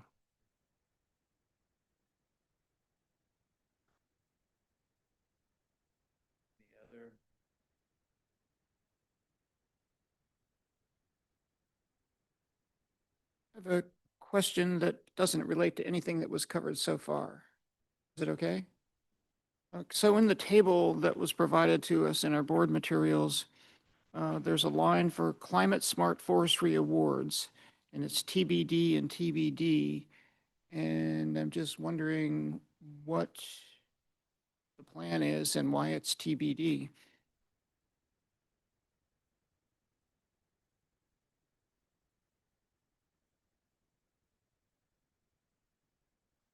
Six people and two microphones. So, so that process, as it comes into play, we have it pretty, I'd say we have a process pretty cemented down for Operator of the Year. This is similar, and we're trying to get work through some alignments in the cycles of those processes. They do take a significant amount of work. So it's listed as TBD because we don't know exactly which board meeting they'll be presented to, but they will be back in process. So we're hoping to get that outlined this month, so that when the work plans come back to the board for the adoption process, as we commonly do, that we have those identified. So.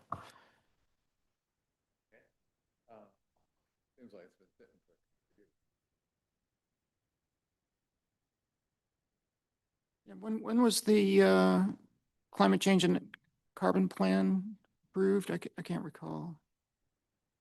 21, 5 years ago? So Tim and I have been talking about that plan as well. So it's coming up for a 5-year review. And so there's so many things going on. The Climate Action Commission has just finished some baseline reports on carbon storage for Oregon as a baseline, and some other things that they've done. As you heard yesterday, we've got multiple executive orders out there as well with some direction. And so we've been talking about that we need to sit down and spend some time in that 5-year review, and make sure we have alignment between all that and make sure that we understand what are going to be the new inputs to it as well as the new outputs of what our agency is responsible for. So that's later this year to kick off that process. Thanks, Kate, for that explanation. I continue to struggle to find the nexus between the climate change and carbon plan, between the vision for Oregon forests, and then what I see in plans coming from the different divisions. It's probably in there implicitly, but I don't see the explicit connections that I was hoping to see after putting all this work into these documents. Yeah, that's another piece we've been talking about is like Chandra talked yesterday about the attributes and all those kind of pieces and all the kind of, it's a little bit of repackaging. Like I look at these work plans and trying to repackage them into the vision for Oregon's forests a little bit and make those connections stronger. And I think the same way about the climate plan as well is trying to elevate, what are the things we're doing, and it's going to become the resiliency, prescribed fire, preparedness for wildfire, the HCPs, all those kind of things. And like you said, we're not doing a good job of talking about what we are doing, and to roll that up. And so in my mind, that's part of the step forward on that climate plan revision is I've taken a little criticism of like, you guys aren't doing anything, but the fact is we're doing a lot of things, but we're not talking about it correctly. We're not demonstrating it correctly, and we're not reporting out on it the way that we could be. And so I think those are the next steps. Yeah. I appreciate that. And I think that would really help a lot to have that explanation. But could I finish? But what I'm not seeing is those documents being part of the planning process. So what you described was kind of a reaction to packaging rather than taking those documents and using them as the jumping off point for developing plans. So Jim, I'm sorry, go ahead. No, I'm just trying to figure out why not getting those kinds of things communicated. Because on our end, not being there every day, not being part of all those conversations, what the heck? It's discouraging. Yeah, I'm going to give you my interpretation. So one of the things I've talked about a couple times here is like we have been in a lot of planning cycles, and handed a lot of mandates through either the private forest accord, the carbon plan. We've got other agencies that are working on similar things. And I think the positive of the executive orders have come out is that those are all going to coalesce together so that we can move all of this forward as a state goal, and use those as jumping off points and use those as Chandra describes it as the North Star, and that'll become the starting point. And I just like when I look at partnerships across the state, right? Like there's some new partnerships and there's mature partnerships. And I feel like this is a body of work that's now starting to mature for us as a state, but for state agencies in particular, to move forward. And so I think this 5-year revision, looking at what the Climate Action Commission is doing, I think that we're at a point where that's going to become a baseline for us to use as that starting point instead of the reactionary piece. Thank you, Kate. Yeah, Heath, go ahead. I've got a dumb little one here. At the bottom of the table, you have the board member information items and you have the various liaisons reporting out, and you have a checkbox on every single meeting. Is that the expectation? Should I, as the liaison to the EFCC, be reporting out at every single meeting on the work of the EFCC? I'm not entirely certain there will be progress between every one of these, maybe, probably. But they have checkboxes for each of the liaisons, and I didn't know if our agenda should include time for the liaisons every single meeting to report out on their liaison work. hasn't been the history. I think certainly for you, when there's something that you feel is important to report, you usually bring that up and do that, right? Yeah, I don't, Liz, they don't do it any longer, but when I was on OWEB, every meeting, each one of the liaisons gave a brief overview of what was, yeah, and maybe it's just a few minutes, but it was done in that board. Certainly would seem reasonable to do it here, but. And if you want that, I only mean to say that we should be clear about that expectation so I come prepared to do that. And I'm fine. And if that's not our intention, then maybe we should delete some of these X's. But I'm ambivalent about the answer. I'm happy to do it if that's part of the job. Yeah, I'm ambivalent too. I mean, if it becomes so automatic that it's checking a box, then it doesn't have much value. But I think it's best if people who are in the position are there saying, I have something, so we're not. I mean, sometimes there's material things and sometimes there's not, right? I mean, so I think it's up to the liaison to decide whether or not that's appropriate in that meeting. Like today, what Liz brought, that's great, but to expect it every meeting, maybe not. I don't. Yeah. Well, And maybe the governance committee is going to be bringing you a proposal about agenda development. And to the degree that the chair solicits input, maybe one of the questions would be, do any of the liaisons have something they would like to report out? And that would dictate or inform the amount of time you commit to that on the agenda. Hear you. Couple questions, since we're kind of moved on to this matrix here.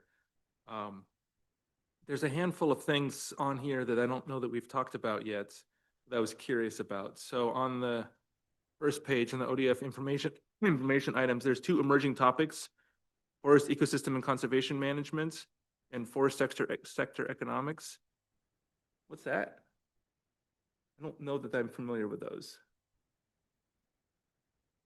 So with, similar to the forest conversion conversation that we had a couple months ago, those are topics proposed to bring to the board as part of, from John Tokarczyk and his unit to kind of the pulse on the forest sector and the industry and the landscape a bit as just informational topics for the board as you progress through the remainder of the topics for the year. So those are just the ones that the department's been proposing to bring. Great. to you. No, I'm looking forward to those. Yeah. That's helpful to know where those coming from. The other questions I had was in the planning matrix. There's a assessment of issues and trends for potential 26-27 work plan updates. That sounds cool. I don't know that we've seen that before either. Is that a sort of a new part of the process that you're proposing? And then I would at the same time highlight budget and policy strategic initiatives review. Both of those seem useful, but they're not ones I'm familiar with. Yep. So that section is particular to your to the retreat. So it's called, there's just a planning, but with it being spring fall. But yes, those would be items where we put or having a placeholder for some time to discuss some of the work plan review and some of those portions that are important to the board. So it's just highlighting that an opportunity if we'd like to have that for the agenda build for those times. Yeah. Yes.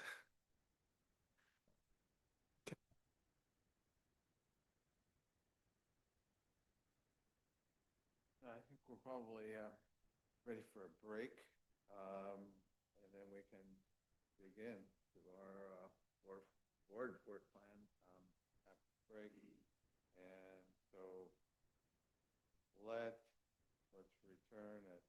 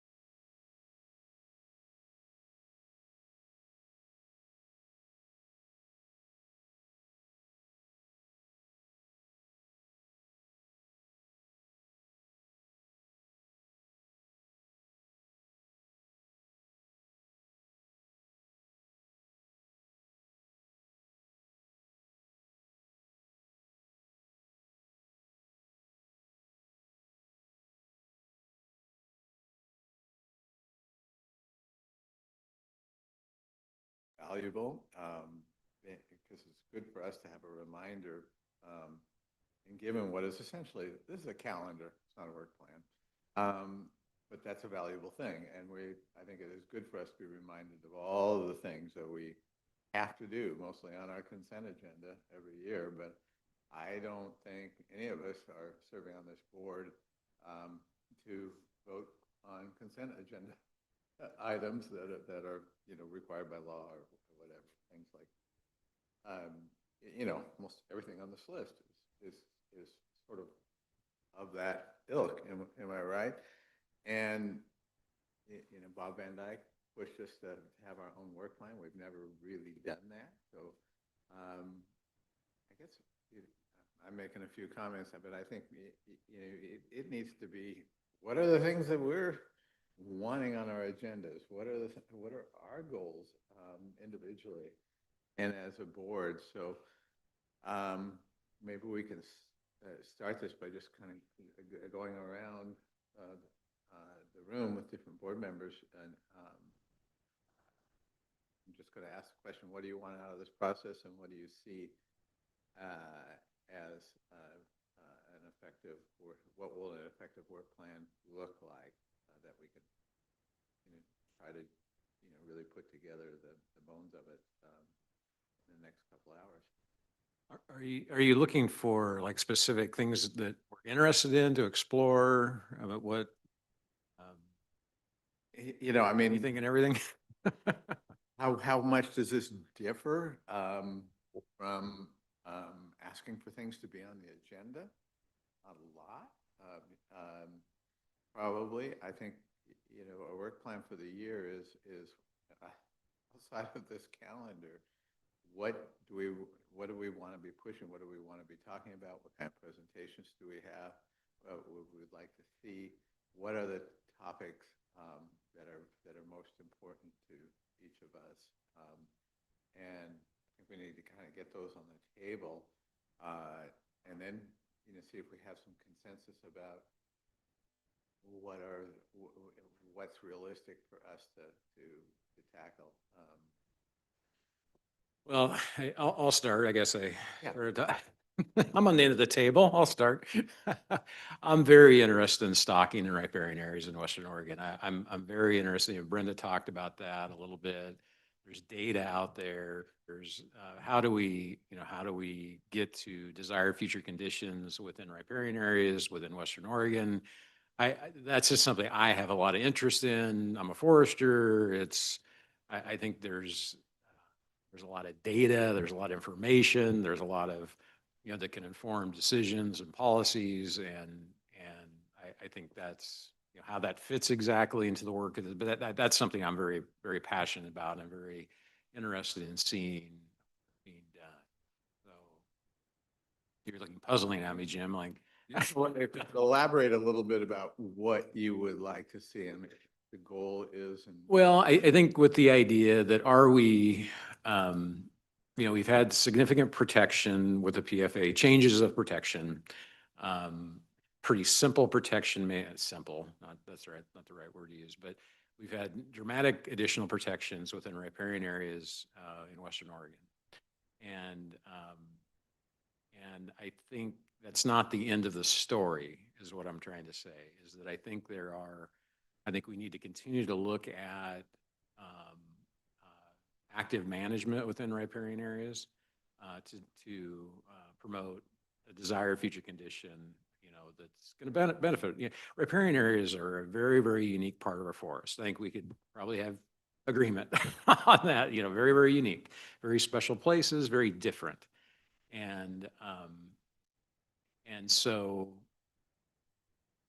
And there's a lot in, like Brenda, I'm sorry to speak for you, Brenda, but I mean, she's right. There's a lot of data surrounding, there's a lot of information, a lot of study work that's been done.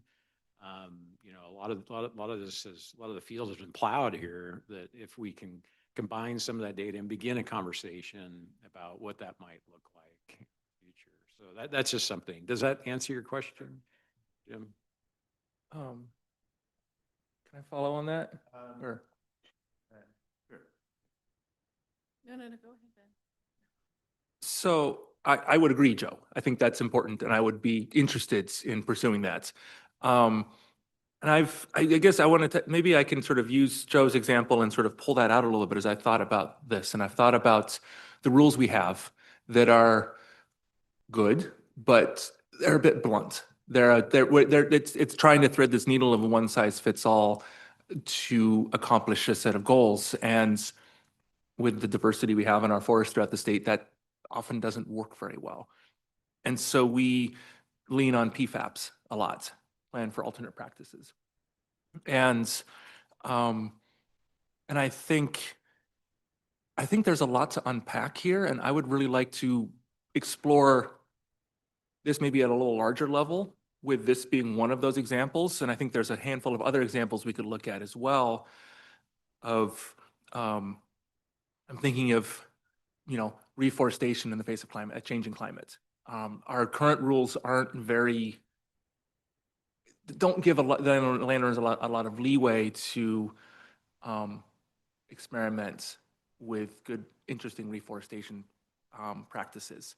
So I would be really interested in sort of, in a little bigger picture, taking a look at the PFAP process. Is it working? Is there ways that we can improve it in order to give landowners the flexibility to do important work in their riparian areas? With still the proper sideboards. I mean, it exists for a reason, but I think there's a lot to look at here and how our system is built and how flexible it is or isn't. And I think what you're getting at, Joe, is there's probably room for more flexibility in some areas. Well, I like this part of the conversation because, you're identifying a whole area and you're identifying a specific piece of that, very important, that's PFAS, something that potentially could be improved. Just to pile on a bit, I think that not only providing the flexibility, but also providing incentives with appropriate oversight. So incentives and oversight are two key components to this topic. And I've got another one that's related to it that I'll come to later on, but Liz had.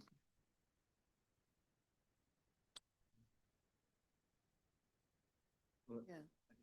I have another, this was a different idea, so I'll just. Okay, why don't we just go to Heath and then? Oh, Okay, I've got a couple. One, Satish used to make a presentation to this board every other meeting, as I recall, regarding the agency finances and the current status of agency finances.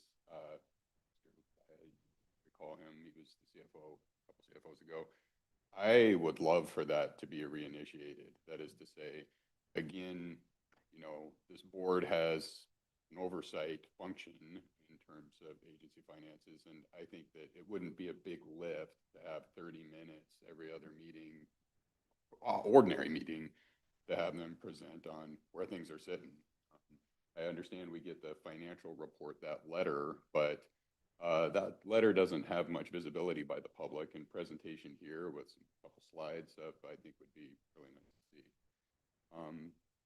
Other one that's a more substantive topic, Jim, that stands out to me. I remember Nils, and maybe I don't remember if you were on it, that there used to be a federal forests like sub-work group here, this body, and it may be worth talking some about whatever came of that, but I was a little disappointed when we got the work plans this morning. Kyle Sullivan-Astor has been doing really great work on GNR stuff, and I feel like we've lost some visibility on that, and there have been some new tools presented by the feds, and I'd be interested in Kyle's thoughts about how we might be able to use those and whether there's a role for the board. If nothing else, I feel like the agency is investing time and effort there. I personally believe there's more effort that could be made there, and I think that we should kind of create some more visibility on that by bringing it in front of the board. Yeah, and you're right. There was with Nils, and I don't know, that kind of with Nils leaving the board and that kind of wane for whatever reason, maybe just a concentration on a variety of other work this board has done, I think. But I agree. That's a great idea. I mean, updating what's going on, because things are happening, things are, transpiring, how we might engage in that. And I think that relates to this board's work on protection of private lands in Oregon. I think it relates to, the well-being of the industry sector. There's a lot of overlap there, and I think us elevating this issue will only produce good things. And when you're referring to protection of private lands, fire threat? Yeah, that's right. That's right. To the degree that the federal forests are more resilient as a result of Oregon investments, that benefits, protected lands as well. Absolutely. Fair. Yeah, no, that's good. good. Yeah, we really haven't had any recent conversations or updates on the neighbor authority.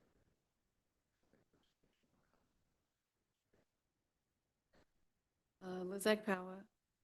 And just to note, Kyle just did a really good presentation with the OWEB partners at OWEB last meeting.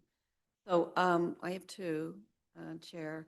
One is we had a number of points of discussion when the presenters this morning talked about, and some of the response was not as that our input wasn't a timely and wasn't in the cycle. So I would like to see something maybe in a work plan approach that identifies some of those key areas that we really do feel strongly about giving input and describing a way of when and where we can do that. That would be a benefit to the staff and to the state forester. And it kind of goes into that soft power where we're not the decision makers anymore, but we are certainly the decision builders. That's still our role. So I'd like for us to kind of think about when and how we do that, so we can give our best thoughts to that. That's one. And then secondly, I started thinking about, Shonda talking about those silos again, and the 14 natural resources. And it would be really great to pick a couple natural resources. You've already talked maybe about doing an OWEB, getting with OWEB and looking at ways that we can build bridges across for the interest of moving forward that executive order and seeing what other people are doing and just having a really great back and forth dialogue here, or even better on a field trip in the future. Those are my two ideas. Chair.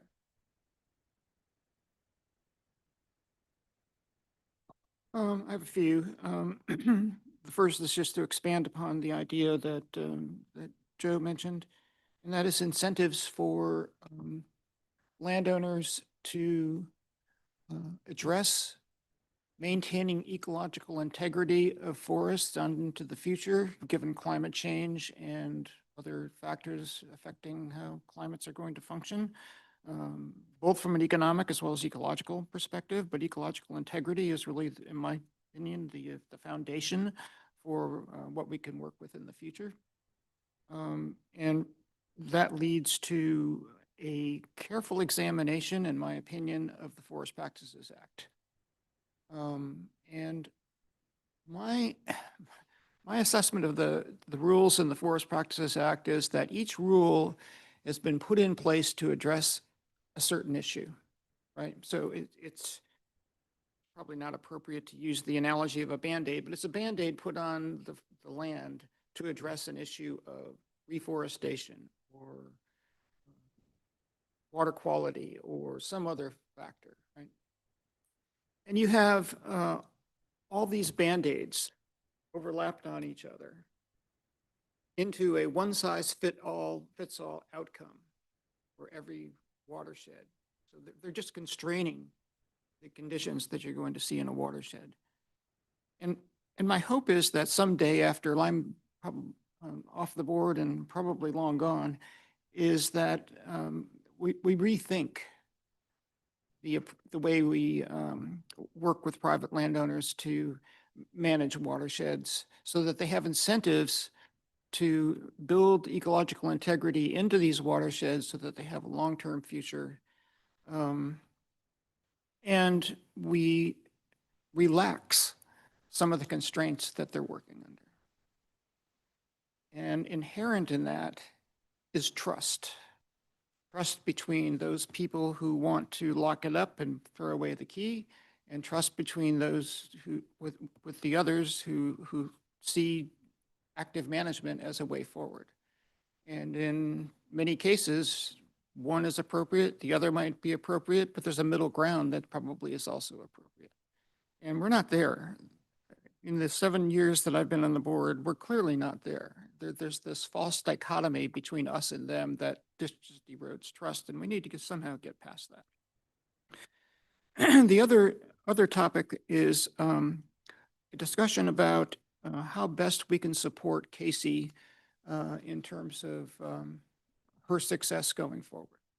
What is our role as a board, and what does she want? What can we do to help her? What do others think in terms of what we should do to ensure that she's successful, which makes the agency successful?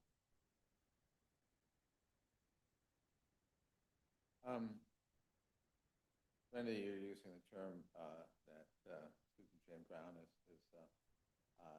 promoting ecological integrity, and instead of saying active management, talking about multiple use. Can you, since you're using the term, can you try to tell us a little bit more what you believe it to mean?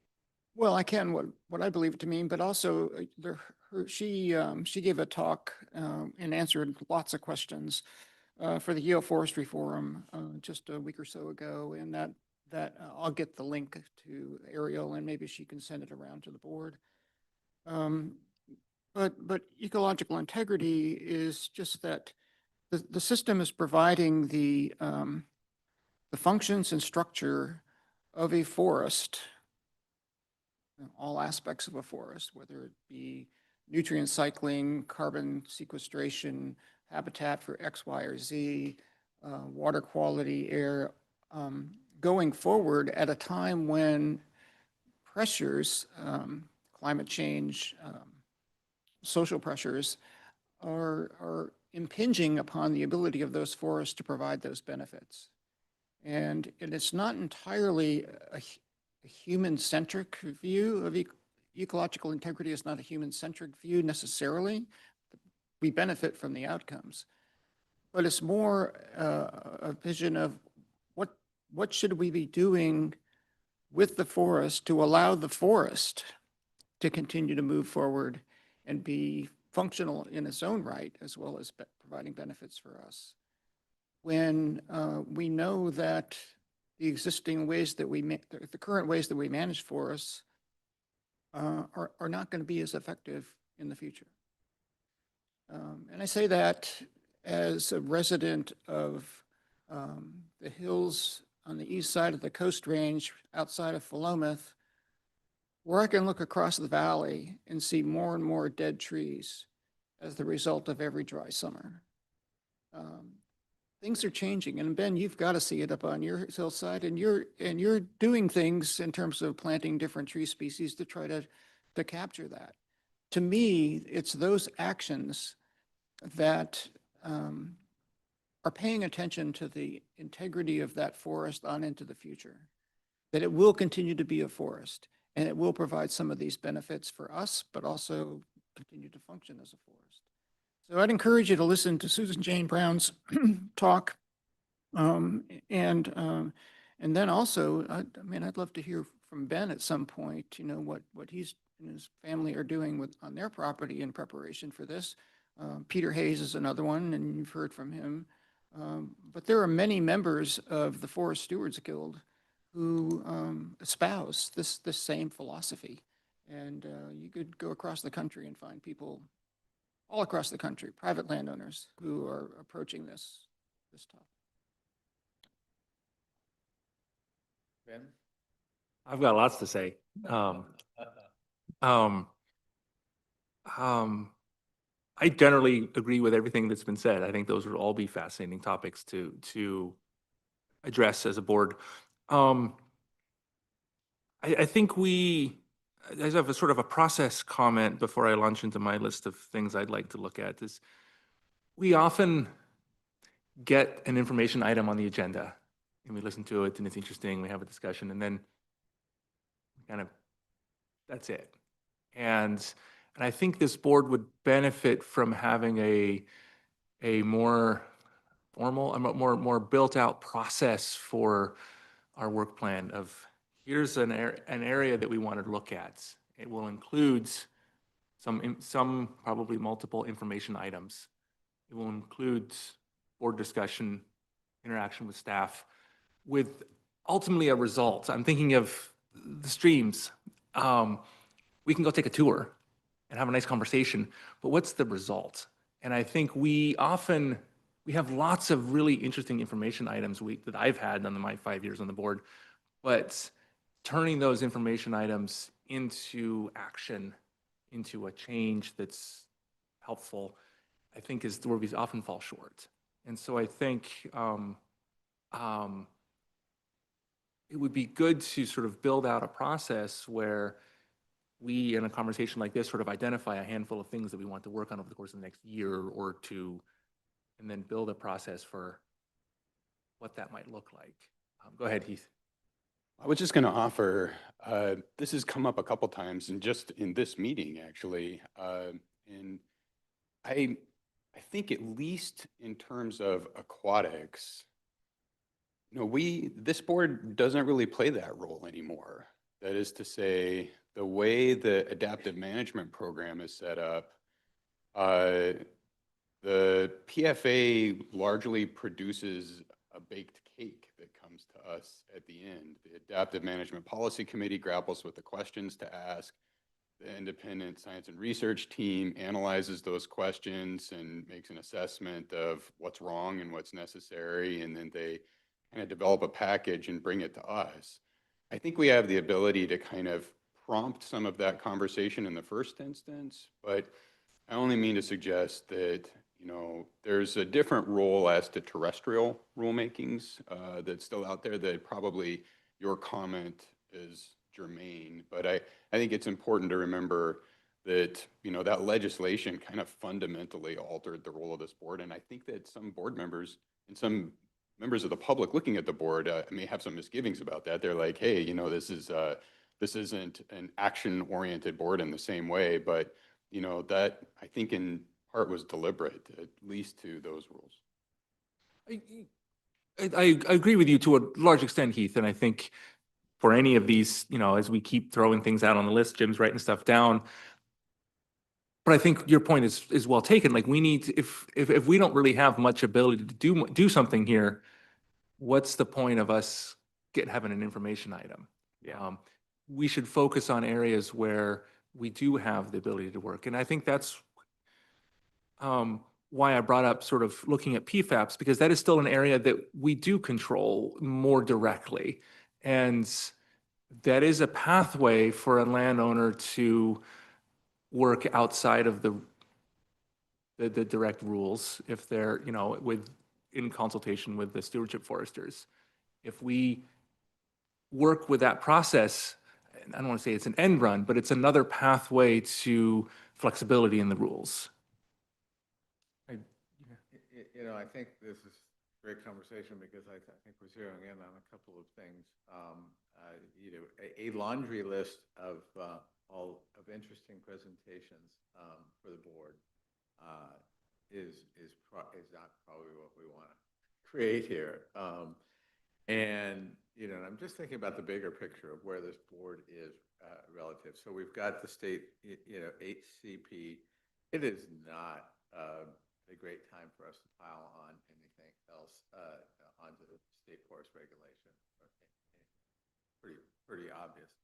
Same time with the private forest accord, there is some feeling like it's very delicate for us to come in and mess with that work when it comes to rulemaking and all. And I think, as frustrating as that may be, because these things are compromises, and so both sides often, are dissatisfied with what is coming out of that process. It's still, we need to recognize it's a really great thing that it's happening, and it is just added a whole lot of burden to landowners, all of that. And so, again, I'll say, I don't think it's an opportune time for us to be exploring new things that are going to burden landowners more. But I think it is an opportune time to come in and look at, just like you're saying, that PFAS is a perfect example of something where we could go deeper and make and just help clean up some stuff that would really benefit the environment and benefit landowners at the same time. And at least for the next couple of years, I think we need to find those kind of sweet spots. And not to shut you down. Oh, no, I just, thank you. I have other ideas. I think I appreciate the conversation.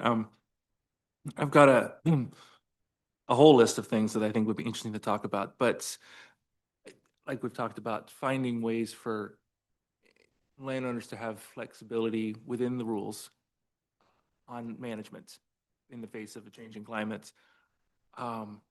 Another topic that's I think is worth paying attention to, there was a report done by, I think it was OSFA, by a small forest landowner group about the really abysmal rates of reforestation compliance for small forest landowners. And it was a very well done presentation on some of the reasons for that, some of the challenges, and multifaceted.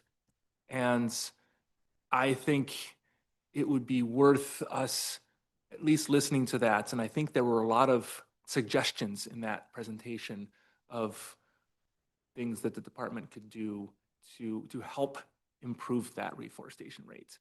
And if our reforestation compliance is not, and it was, a lot of it was, not out of ill will. It was small forest landowners didn't have the means or the knowledge or the expertise or the access to trees or labor to do it right.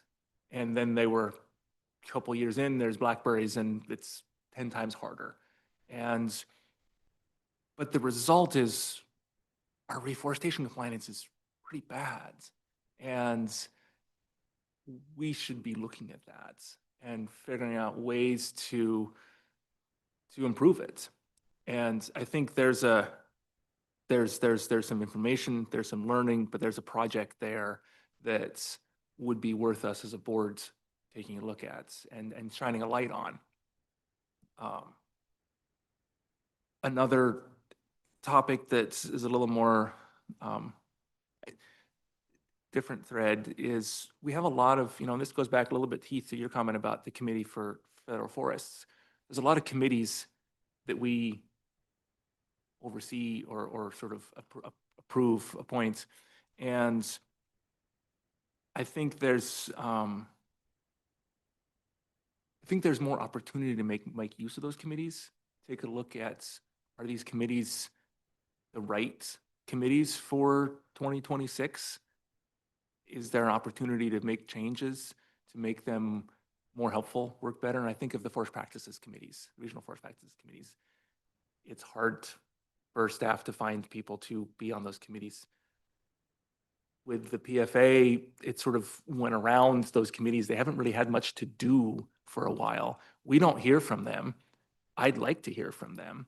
I'd like to take a look at, is there a way we could improve the functioning of those committees and or change the committees to something that would be helpful to this board? Because I think in some conversations I've had, they're sort of maybe feeling unwanted or unappreciated. And I would like to find ways to make sure that the committees we have working for us or working for the department are actually doing important work. And I want to echo Liz's comment about cross collaboration with other agencies. There's always more work for us to do there. And I think the more we can partner with other agencies on this work, the better. I'll leave it at that for now.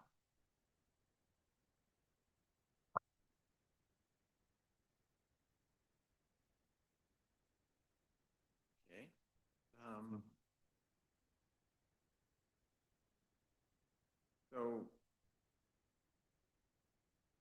does it make sense, listening to all of you that we do maybe, try to, I'm spitballing here, but maybe go and pick two areas, that we'd really have to focus on for the next year. Areas where we can really see that, our ability to directly influence. And,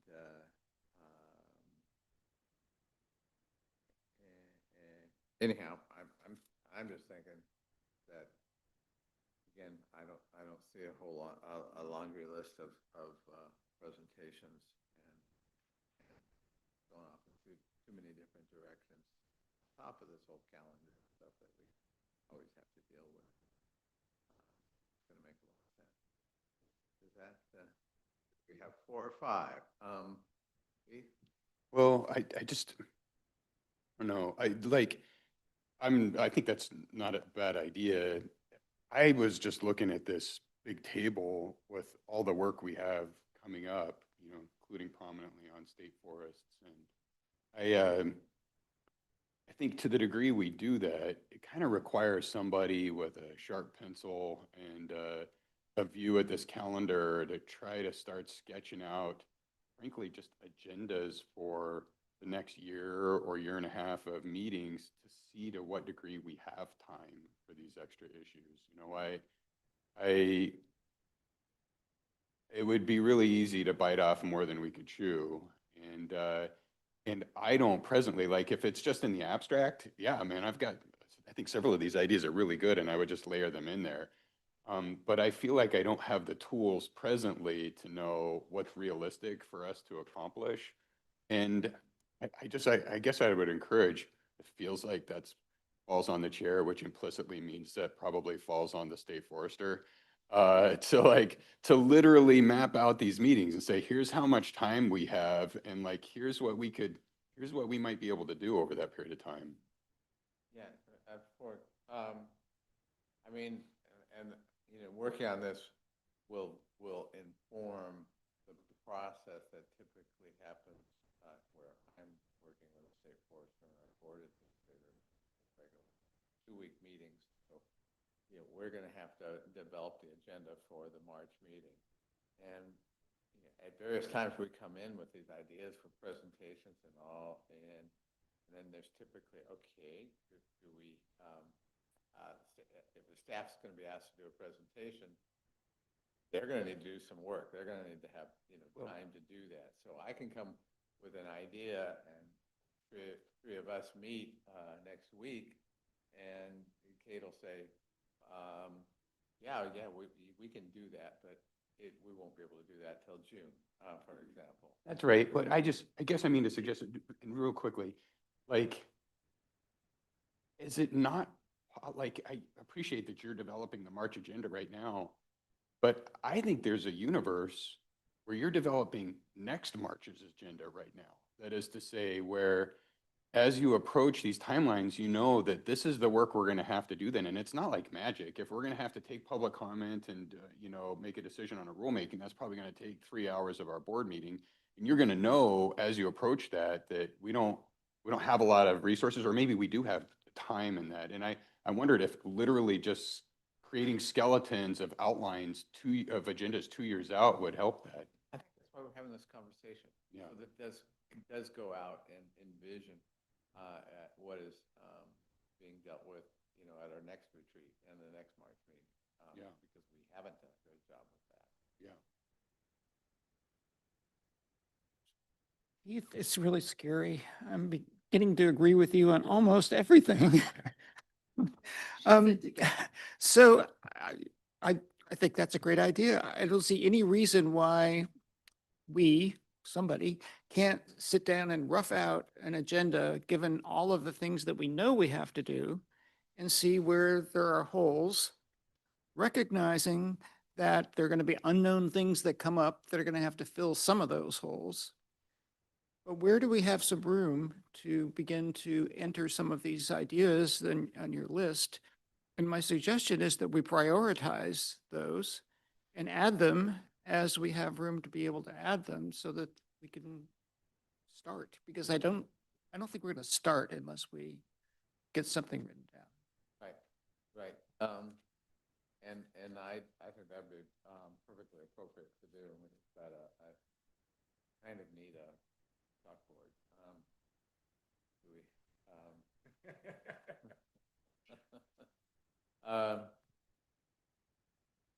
Okay, is anybody with better handwriting than me want to volunteer to be on chalkboard? Well, I was just gonna, maybe we jump into the chalkboard. I was just gonna comment on on what Heath had to say was, I think this is a great idea. I think we should map this out. I think we should be able to map out fairly generally what next March's meeting is gonna look like. As I look through this big list, I mean, we've got 3 full pages. Some of this is gonna take real time. A lot of these things are consent agenda items. So it looks like a lot, but there's only a couple of these that are going to take meaningful time. Or some, I don't want to prejudge, but,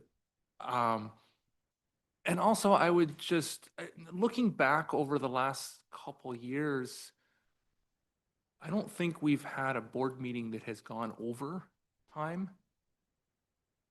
Or maybe since I've been on the board. We have regularly had board meetings that have gone under time. So I just want to sort of laud Jim for running tight meetings.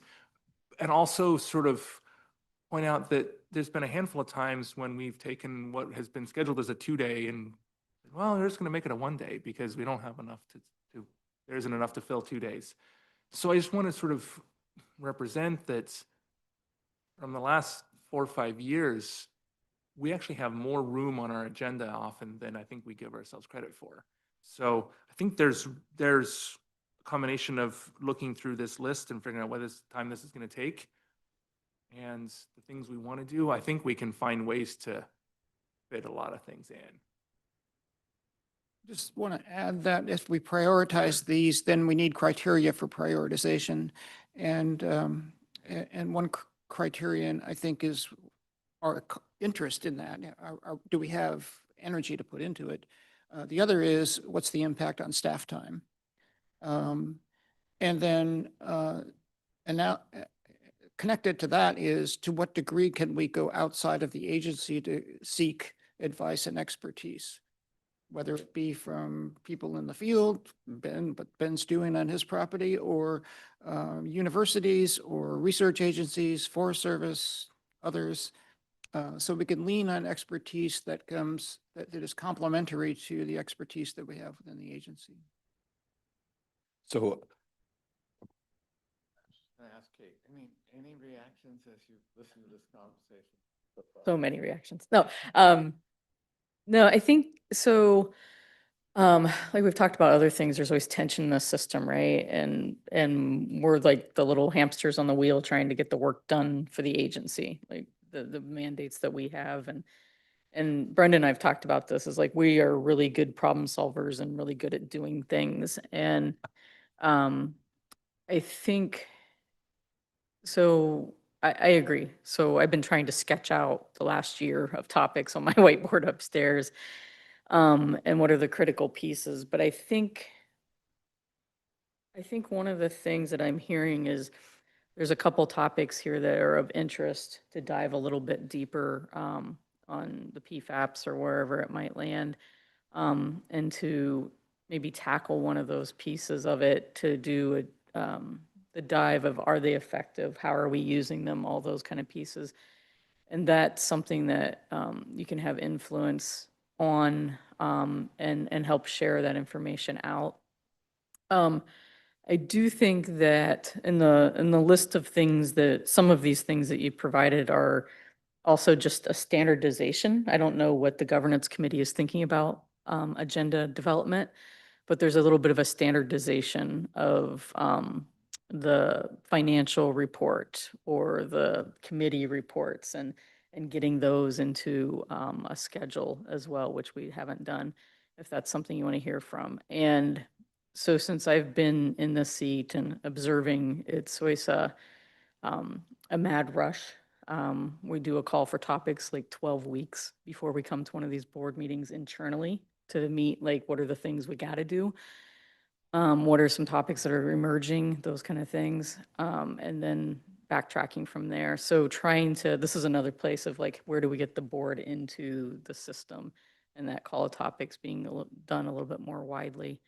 But my suggestion is if there's one or two things that the board would like to pursue over the next 2 years, because I think that's the other part is we delayed the October retreat till now, and we haven't had a 2-year calendar out there, which we should be doing every year. And so we're building back a basic tool in a lot of ways for you, and trying to get that populated. So I think my suggestion is, if it's a broader umbrella of a topic, or picking one or two things that you want to pursue or that you want to try to have influence on. As you said, you're a policy board, and I think that there is a place for you to have some influence here that isn't the day-to-day grind of being administrative to the agency. Good deal. I also think, we've been talking about identifying one or two things, which I totally agree with, and trying to have those be areas where we can really have influence. I don't think we need to be exclude asking for presentations just because we want to bring attention to it. I'm thinking about what your thought, Heath, around Kyle's work in GNA and all of that. Harder for me to see the nexus of our influence there, but I think there's a message in us wanting to know what's going on there, figuring out if there is any way for us to help, and all. Probably not a lot, but shining a light on what's going on there has value. So I just don't want to say, even if it's just a presentation or something like that. So if I may, if I were running the circus, I think what I would do as a first step is like put together a work group that included the chair and maybe a couple other people. And as a baseline, map out those agendas for the next 2 years with the known work that we have to do. And just take guesses at it and say, hey, these are the consent agenda items. We'll be able to do this in 15 minutes. These are the ones that are going to create a little time. And then you could share with this group and say, here's the windows we're seeing. We don't know for sure that this is durable and going to hold, but I think that would calibrate the rest of us and our expectations about our ability to feed into that system this work. For me, the challenge is that I don't have my bearings in the first instance about what this table we're looking at means in terms of capacity for us to do additional things. And so you say a couple things we'd like to work more on, but that to me is like super loose, and that's how things kind of like fall off or don't happen, and it's kind of like out there. Whereas if we had a window into here's the bandwidth that is already consumed and here's the remaining bandwidth, that might lead us to strategically move things forward.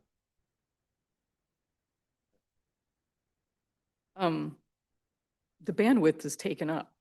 Like, we're staffed to do the work that we have, right? And so when these extra things come in, and I don't disagree that they need to be done, and looking at the forest practices in a different view, those kind of things, I think we do have to look at some external capacity to do that, because the bandwidth is taken up. Well, that's And- fine. I mean, that is an acceptable but- answer. But yeah. To Ben's point, we could also just shorten these meetings. I mean, I think I want to move quickly to try to get stuff on the board. But go ahead. It just makes me think about things like OSU.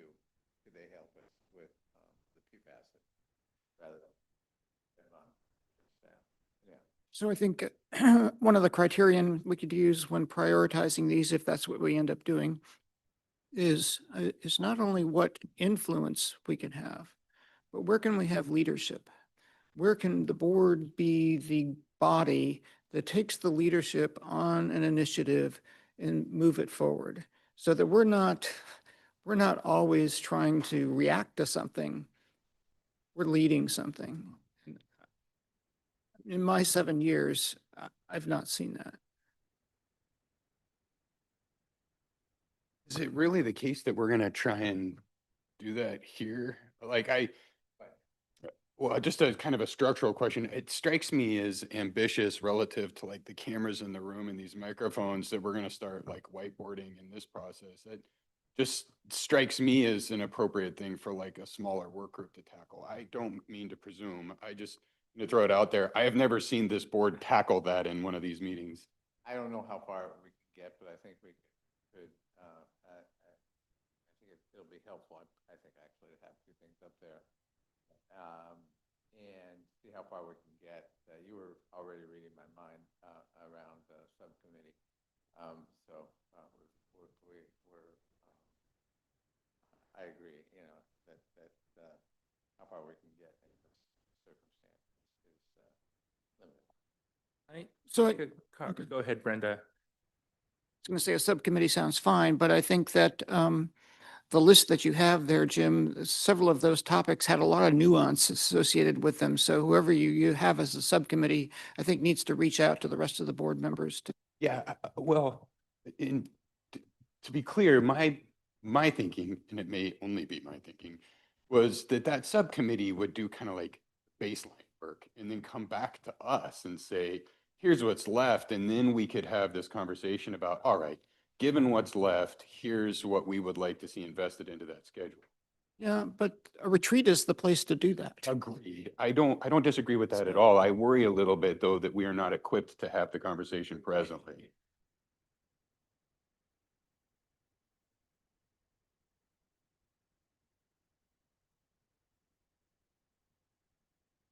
You gonna take your microphone? So while Jim is up there getting all this stuff recorded, I mean, we have done this before, Heath, this kind of put ideas up and put, you know, a couple of stars next to the ones we really like and see which ones rise to the top. And I mean, that kind of exercise has been done in retreats before. So this is not setting a precedent. Granted that we have cameras and microphones and an audience, there's probably some things that I should probably be careful about saying, but I mean, it really hasn't stopped the board before and in a retreat to kick around ideas like this. PFAP, not PFAS.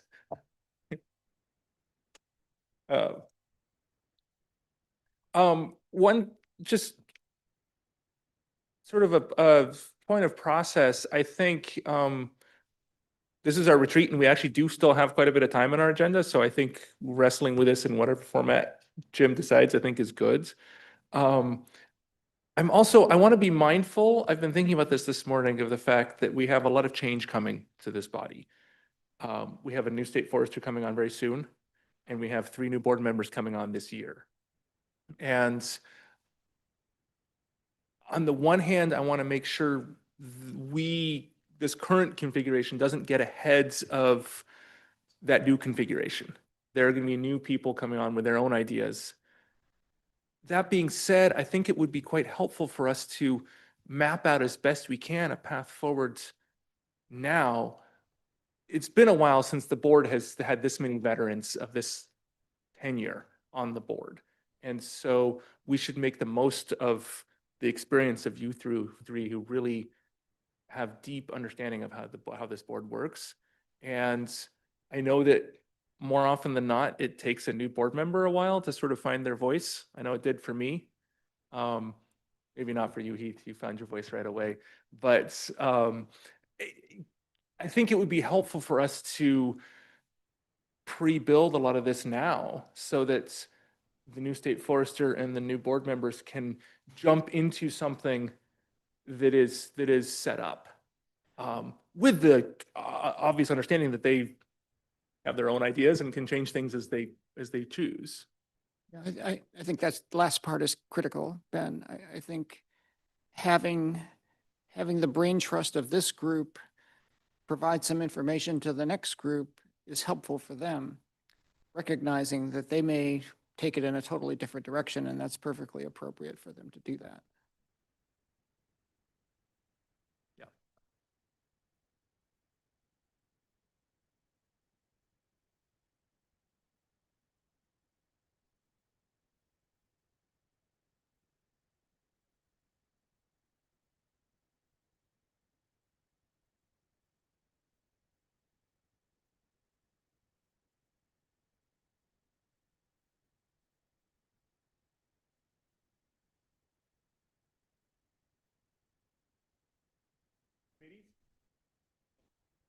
Committees? Taking a look at our committees.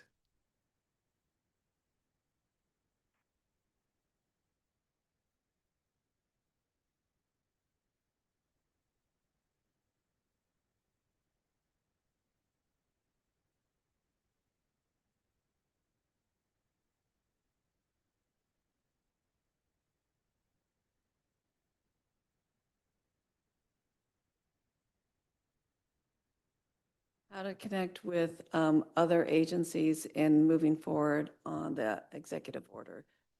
Chandra. And presentations. I'm thinking of presentations with them.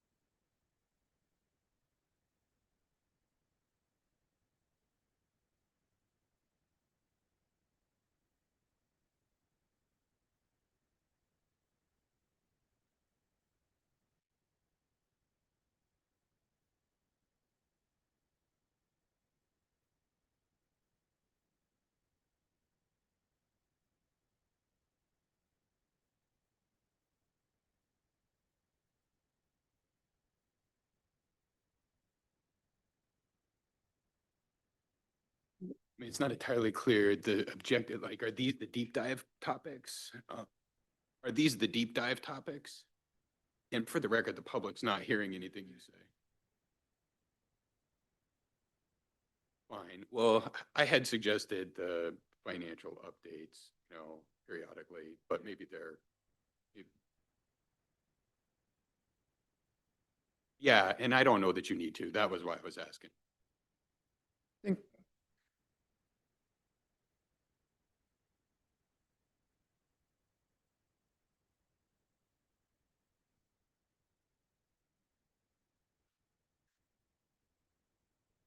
Yeah, I'm trying to think about how to summarize it. Um, Review the Forest Practices Act to find opportunities for incentivizing. um, Yeah, thank you. Yeah, thank you. Perfect.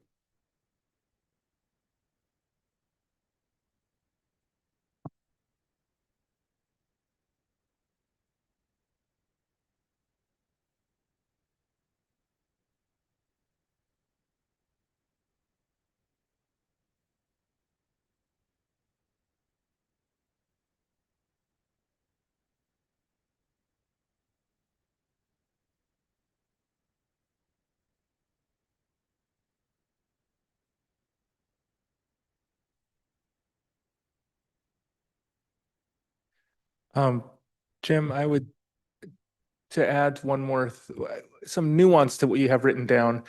For me, I think my interest in looking at the PFAPs and it is sort of related to Western Oregon riparian topic, as well as sort of incentives for ecological integrity. I think it's a bigger picture look at how we can build in flexibility for landowners in our rules, whether it's about riparian areas or reforestation or any number of other things. I think to me it's a bigger picture look than just one particular topic. And you know what, we've talked quite a bit about this morning. Is it okay if I ask for just a little bit of a Sure. heads up on where you're going with that? Like, I mean, like plans for alternate practice are pretty rarely used. Are you looking to modify the standard by which a PFAP could be approved? Are you looking to streamline PFAPs? Like what's the vision here? Yes, I think thanks for asking that. And I think all of the above. My understanding, first of all, is that ODF doesn't actually keep good records of how often they're used. I've never gotten a satisfactory answer of the frequency of them being used. And so I think looking at where they are used, I know that they are often, can be at least, they can be a burden for small landowners. Stewardship foresters often go to great lengths to make it accessible for small landowners.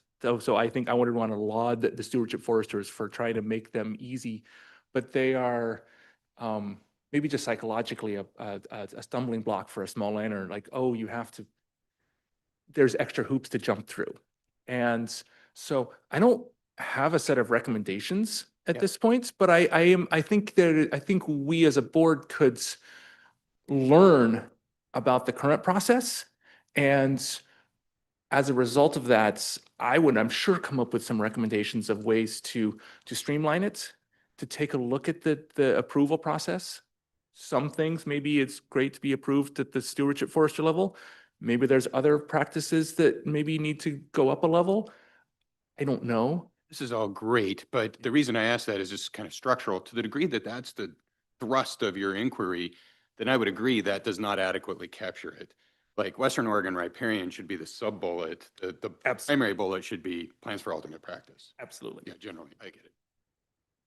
Well, I'd like to see it expanded to be incentivizing opportunities for private landowners to have greater flexibility to achieve ecological goals. I'm seeing, pretty big connection between the last one, which was your presentation, and the top one, and I agree that it's probably subheading under this, but what I'm generally hearing is an interest in ways that are positive, that would make it easier for landowners to work with the department. In general terms, do the right thing. Yeah, and I think it starts, Jim, with this board understanding what that is, what a PFAP actually is and what it's not, and how it's used. Because it's to meet or exceed the forest practice regulations. And it's hard, and it burdens stewardship foresters with a lot of work. I mean, there's reasons, and only in my time, we've only really used that method after catastrophic fire. We've used the PFAP, process after catastrophic fire.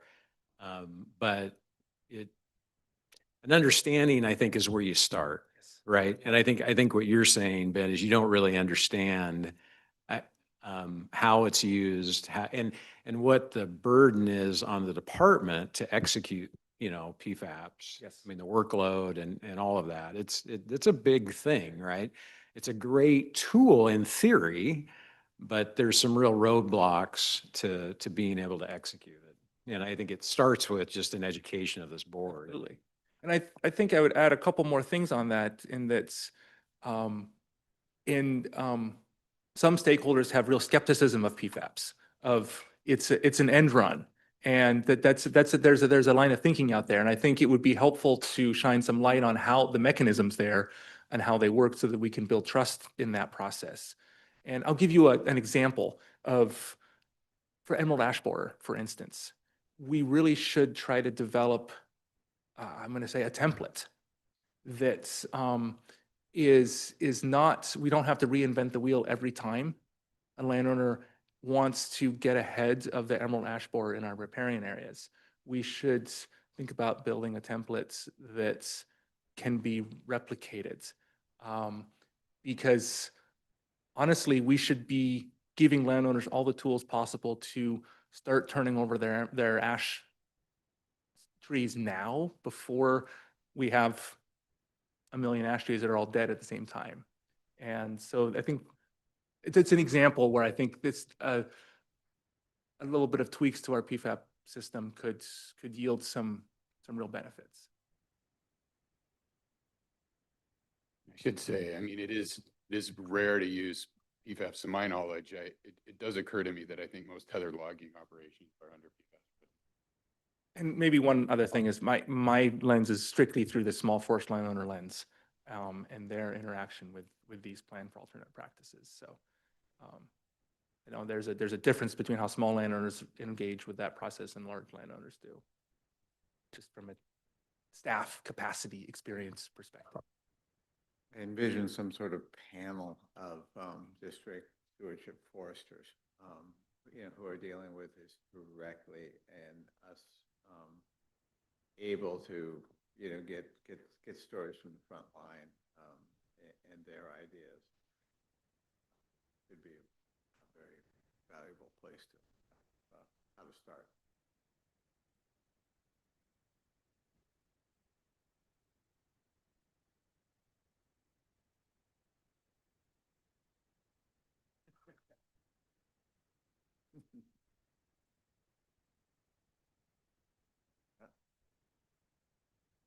Ah, brilliant. That's funny. Easy solution.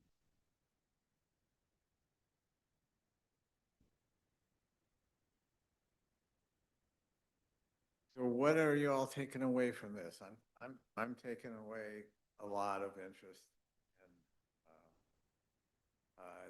essentially, you know, the most broadest interpretation is Brenda's incentives for ecological integrity, and certainly we could go in different directions, but PFAP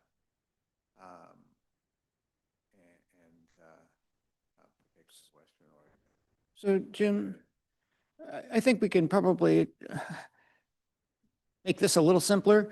So the support for Casey, I'm not sure that that's an agenda item that we have necessarily. Casey, that's more of a, you know, maybe we should have a discussion as a board about how to approach that, but that's something we probably each do individually as well as in small groups, collectively as a board supporter. So I think it's important to have it up there, but it may not be an ongoing agenda topic. And GNA, I think I completely agree that we need to have more information about that, but maybe that's an information item that we get regularly, and rather than digging into it, I'm not sure. That? So then that shortens the list by 2, and trying to see what I think a couple of them overlap quite a lot. At least in the broadest umbrella, the Western Oregon riparian and the ecological integrity one, which is more upslope perhaps. That all gets encompassed in incentives. How do we incentivize more flexibility to get good work done by landowners that benefit them and benefit the forest? Reforestation. Ben, that was yours, I think, was it not? I have a clarifying question, Brenda.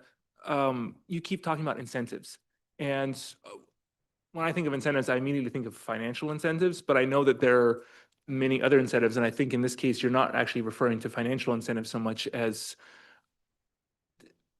can you explain a little more how you think of, what you think of incentives in this context? Well, I mean, it could be financial, it could be things like tax breaks or other things that would offset some costs, but it could be simply having the ability to actively manage a part of the landscape where timber is extracted as part of that process, but it's a byproduct of actually improving the function of the forest going forward. And certainly there are public relations benefits too. So it comes in a variety of different forms. So flexibility in the rules might be an incentive. Yeah. And potentially also identifying the things that we don't understand that might be holding people back in different ways. And so I see your idea around having identified that there's a big problem with reforestation for small landowners. I see that as a subheading, again, under calling it incentives, but you know, that would be the work that would actually start with the same people. You know, getting foresters in here, explaining, you know, and telling us life stories of their challenges that they're having with small landowners, and what do you have may be able to do about it, and what changes would help alleviate some of those problems. So I find those pretty closely related in my head. So Jim, when I look at that list, I sort of break it out into two different areas. Like restoration on an ongoing, using new information, trying to be more efficient and innovative in the way we're doing it. And then I see restoration after catastrophic fire. And I think that's where I put the challenges of reforestation, because it's not just this very predictable acres, species. You know, now we're going to have to scale up in such a way, and we're still testing what is going to be, you know, what is, you know, does it take repeated plantings on some of the presentations we heard before, and is there new science in post-catastrophic fires? So, you know, I think that there could be a little bit different approach to that. And, you know, maybe the climate change, coordinating with other agencies is more along on this really changing and evolving disturbance patterns we see on the landscape. So that's how I look at it, is how we typically approach restoration, and that what are we seeing on the Oregon forest landscapes and prairies and grasslands now with catastrophic. So that's just the way I'm kind of parsing that out.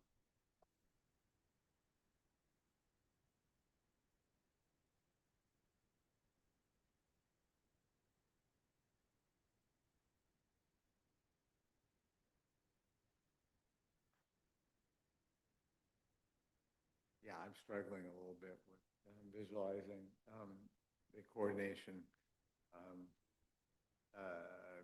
You know,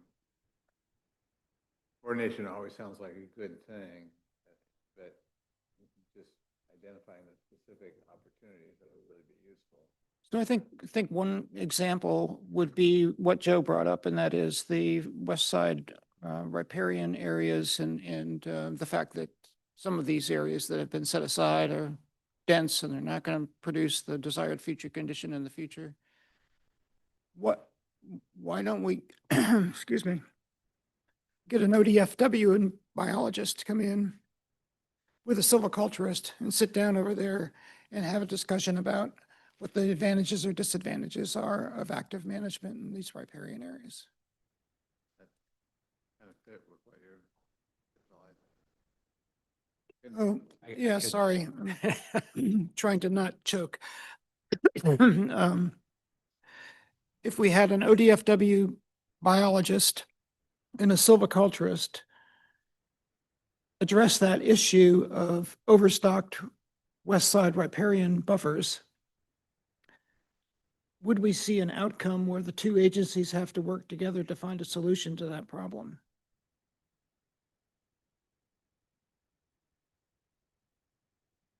I think, yeah, I think learning about that issue or learning about potentially what could happen is the first step in that. It would be the first process to bring forward. I mean, we have knowledge about stand dynamics. We know how that works. We have knowledge about the biological requirements of salmonids. Almost rarely do we combine those two things to come up with a management approach that will allow that forest to function in a way that we would like to for those species. And it's entirely possible. So, and so my view is if it is possible and we can get the two agencies to agree to something and trust one another enough, what do we do to incentivize that kind of behavior and begin to move forward? Anyway,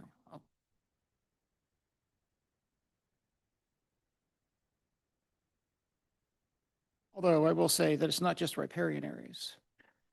It's also upslopes too. What can we do in upslope areas that would allow landowners to make changes to their management that would be that would benefit some of these species that occur in early successional conditions following harvests, but which need certain structures, and you know, we're just not seeing that. So there are a number of different examples that could be rolled out. But a lot of it comes back to trust, and I don't know how much this board can do to try to build trust between different groups that have opposing views. But one thing I am sure of is that we haven't done a very good job over the last few years. We've tried, but I think the groups are always going after each other.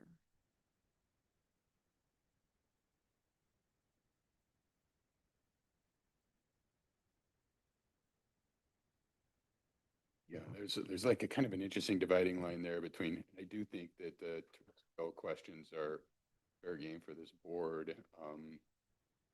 It's probably also the case that kind of ministerial questions about, you know, how do you qualify for a PFAT or fair game for this board?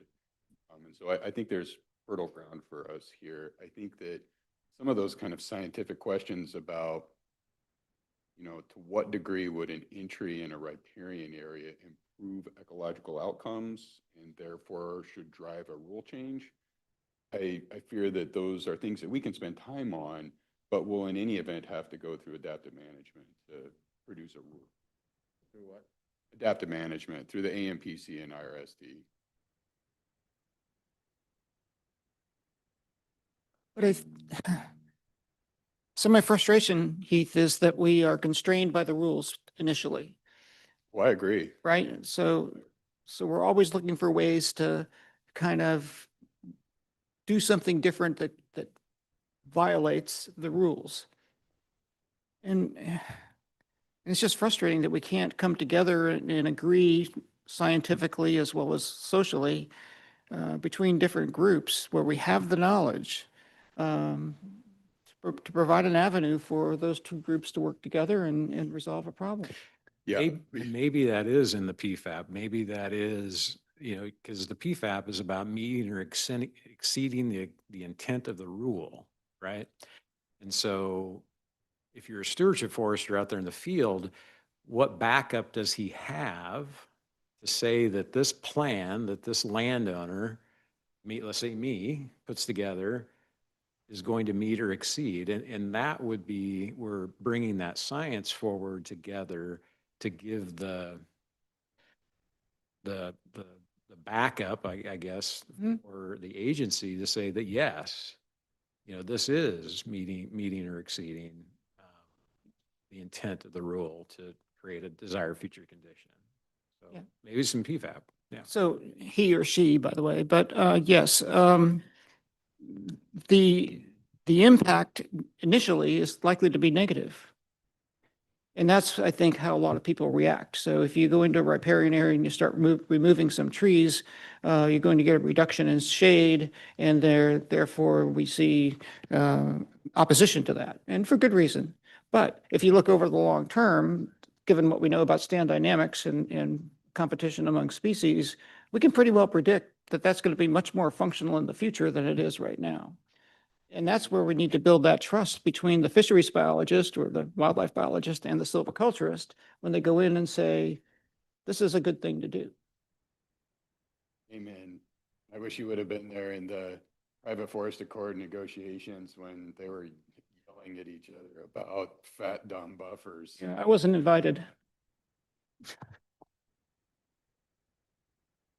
I keep going back in my head to thinking, just pretty much on all these topics that we are doing, and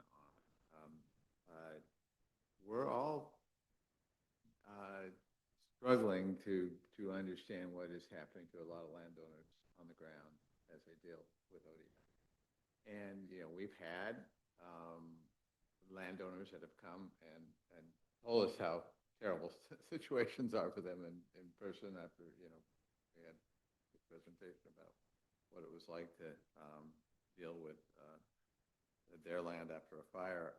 I still keep thinking that getting frontline people who are working with the public, foresters here, and not asking them to do a presentation, but us doing the work, and maybe spending a couple hours where we're all working to just really go down with them to understand where they see, on all of the issues that we've identified, and just generally where they see the rules not working to affect. I love that idea. I would just encourage you to bring in not only foresters, but also biologists.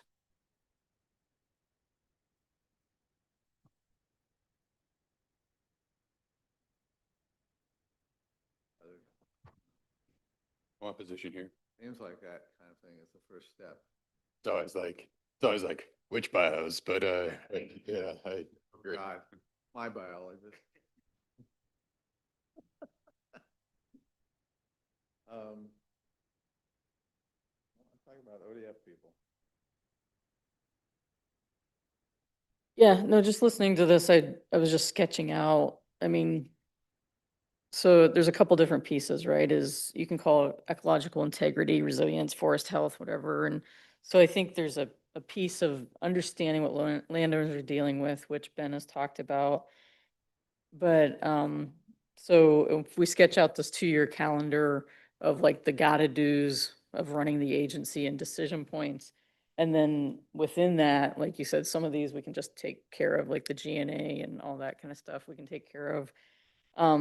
But within that is learning what's the current practice of how often are a PFAB being used, or how often are landowners having to use something different, or not meeting the forest practices, like what are we seeing? And then the other pieces is, like you said, bringing in the biologists and the foresters for conversation there.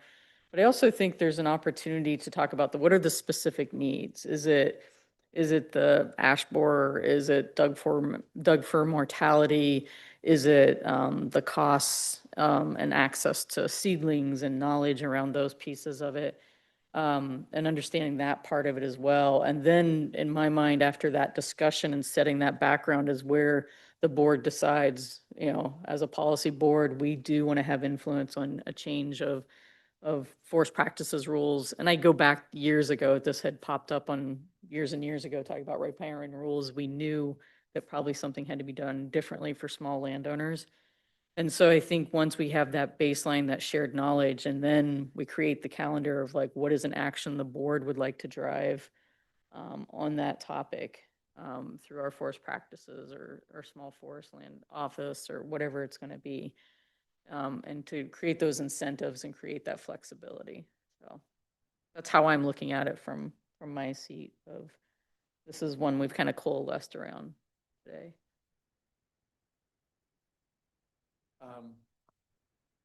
So as we tried to figure out the agenda and the calendar for today, I had suggested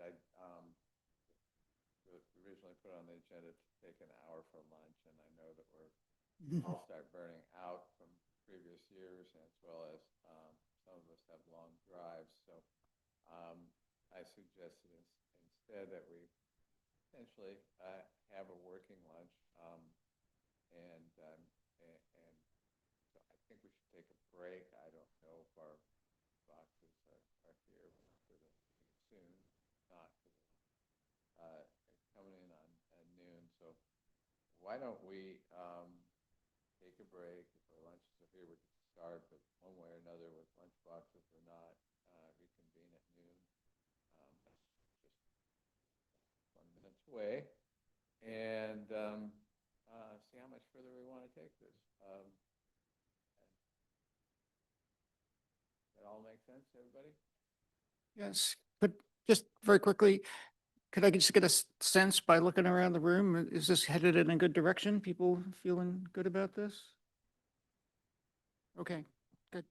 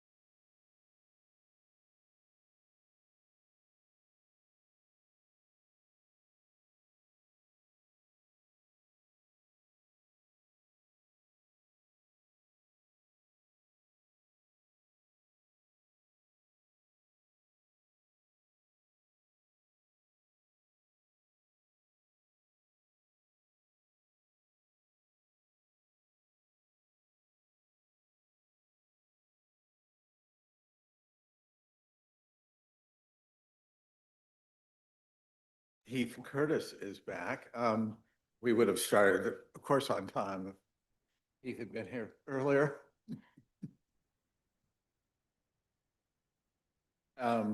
Just one thing, I was just talking with Kate, and we feel confident that the March meeting can be a one-day meeting. So we can make that decision, and you don't have to have both days blocked out. So I feel like we've made some progress. That it looks like we have a lot of consensus that a great way to start down this road would be to have this session with our stewardship foresters, a biologist, and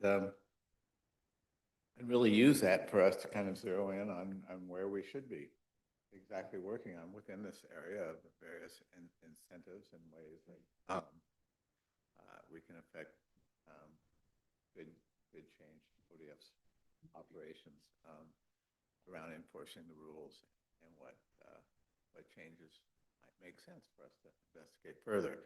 So we will work together on trying to put that together, and wait till I work with Kate some in terms of what's practical to do that. Are you guessing that's what you? Yeah, I'm thinking June would be perfect. We'll assume that that's the case. I have a comment on that. You bet. Yeah. I'm really looking forward to it, and I think it might be perhaps helpful for us, somebody to maybe come up with a list of questions for them ahead of time, of either what they should, what we might be wanting to ask them. I think having it more of a discussion with the board members, I think would be really helpful instead of them just presenting to us, but maybe letting them know what a set of questions are that we might be asking them. And I think from my perspective, it would be, what are the challenges you're facing with applying the rules, and what are your challenges you're seeing with landowners? There are things like that, identifying challenges.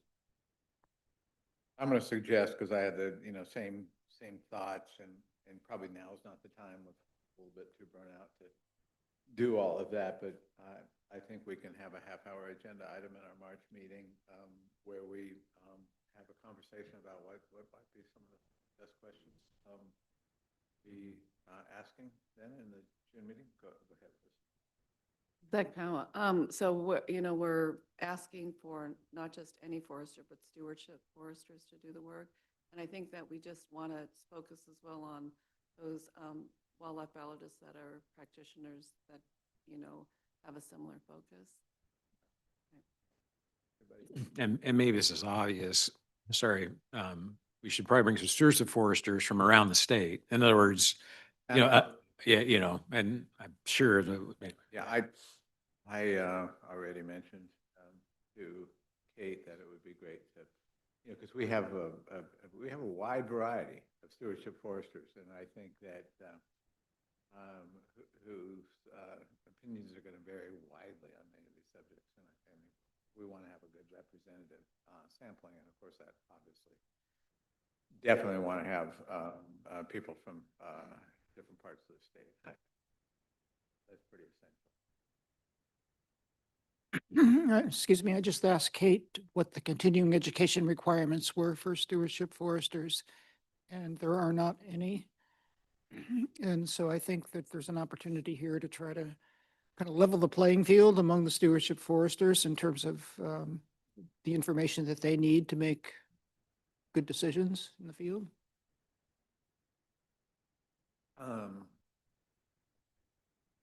Interesting. So no formal process like that.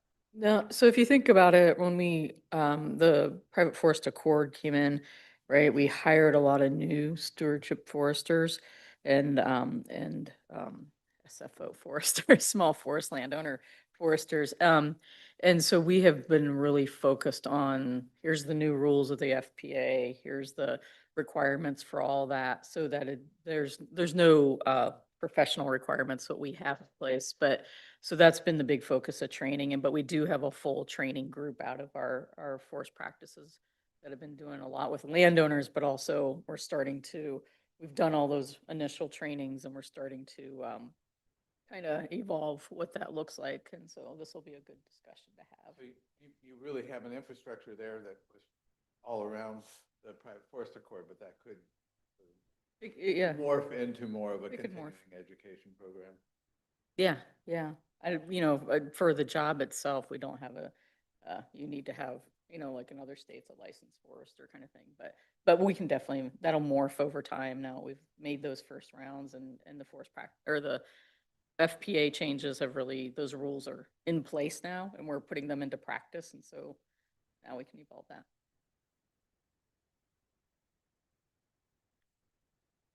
So just, out of our conversation, I think, so that's the one step. Another step we're going to request is an update, presentation on federal forest policy, GNA, right? Anything specific we want to do under that, Heath? You brought it up. Well, I mean, at the outset, I'd like to understand, whether the administration is new tools have been useful and used by department. The other thing that would be helpful for me to understand is the degree to which, what amount of work are they doing now? And if they had more funding, what more work could they do? And I think that putting that together would enable others, maybe listening in the audience, to take that to the legislature and advocate for that funding. This may be a good opportunity to just say, hey, Board of Forestry, if we had this many more resources, this is what we might be able to accomplish. And this is what our work plan looks like. And I guess we need to be aware of what has happened staffing-wise and where the staff's going to be. You mean at the federal level? Yeah, I agree. The good news is that with GNA, once you can get it over the hump, like most of the NEPA work, most of the layout, that's all handled by state staff. So it's one way to get this stuff done. Exactly. So that's the presentation. You brought up, Heath, about having regular financial updates. I didn't really hear anybody else comment on that. So and what do we want? Well, in my view, like trends and projections, and the way, that it's useful is for this board to have some visibility on crisis before it happens. Still eating a cookie.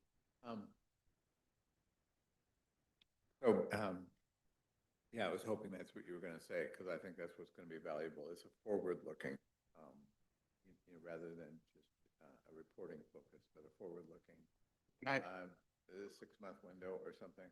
Yeah, and what was that you said? I said like a 6-month window. Yes, yeah, that's right. And like looking forward, what I find, and I will speak specifically to myself, is sometimes I have certain heuristics or understandings in my head that I'm operating from that don't actually fit, or that don't actually accurately represent, the way the department's finances work. They're complicated. And I think part of ODF's job should be to educate us as a board about how it actually does work. And so an opportunity for some Q&A there where we can actually, reveal our ignorance in front of six people who are doing this, and actually try and learn.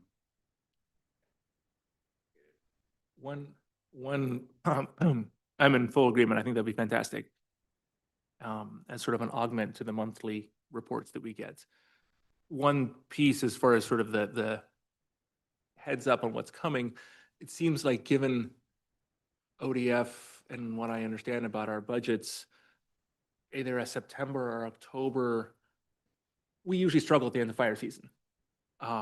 And I'm wanting to maybe, if we're gonna place it a couple times a year on the calendar, wanting to make sure one of those is maybe September or October. September better than October, probably. I know September is often a challenging time for board meetings for staff. So I just want to acknowledge that, but I think making sure it was timed such that we could get a window into, do we have a watch out with fire funding? And not the summer. Absolutely. Exactly. Probably makes sense to be a March meeting, than in the fall. Right. And, yeah, and given the length of fire season, probably should be October. You take notes on this? I am, yeah, and I think October makes sense, right? That'll be your retreat time, and I think that'll be a good window to. Okay. I'm just sort of trying to identify here action items out of this. And I actually think, I've been thinking about your idea and my idea, Heath, of a subcommittee. I think we probably need this presentation that or not really a presentation, but an interview panel with stewardship foresters. I think it's really going to help us identify exactly where we want to go. Not sure we're ready to do that with a subcommittee.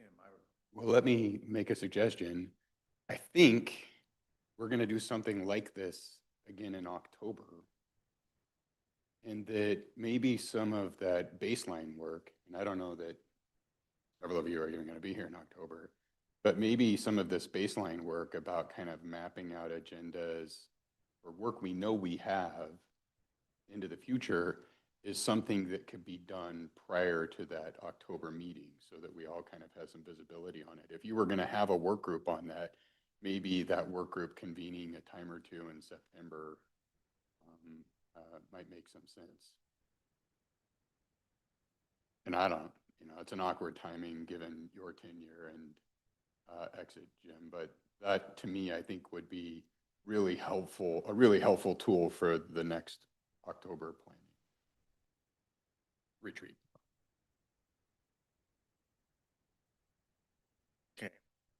Else I haven't covered.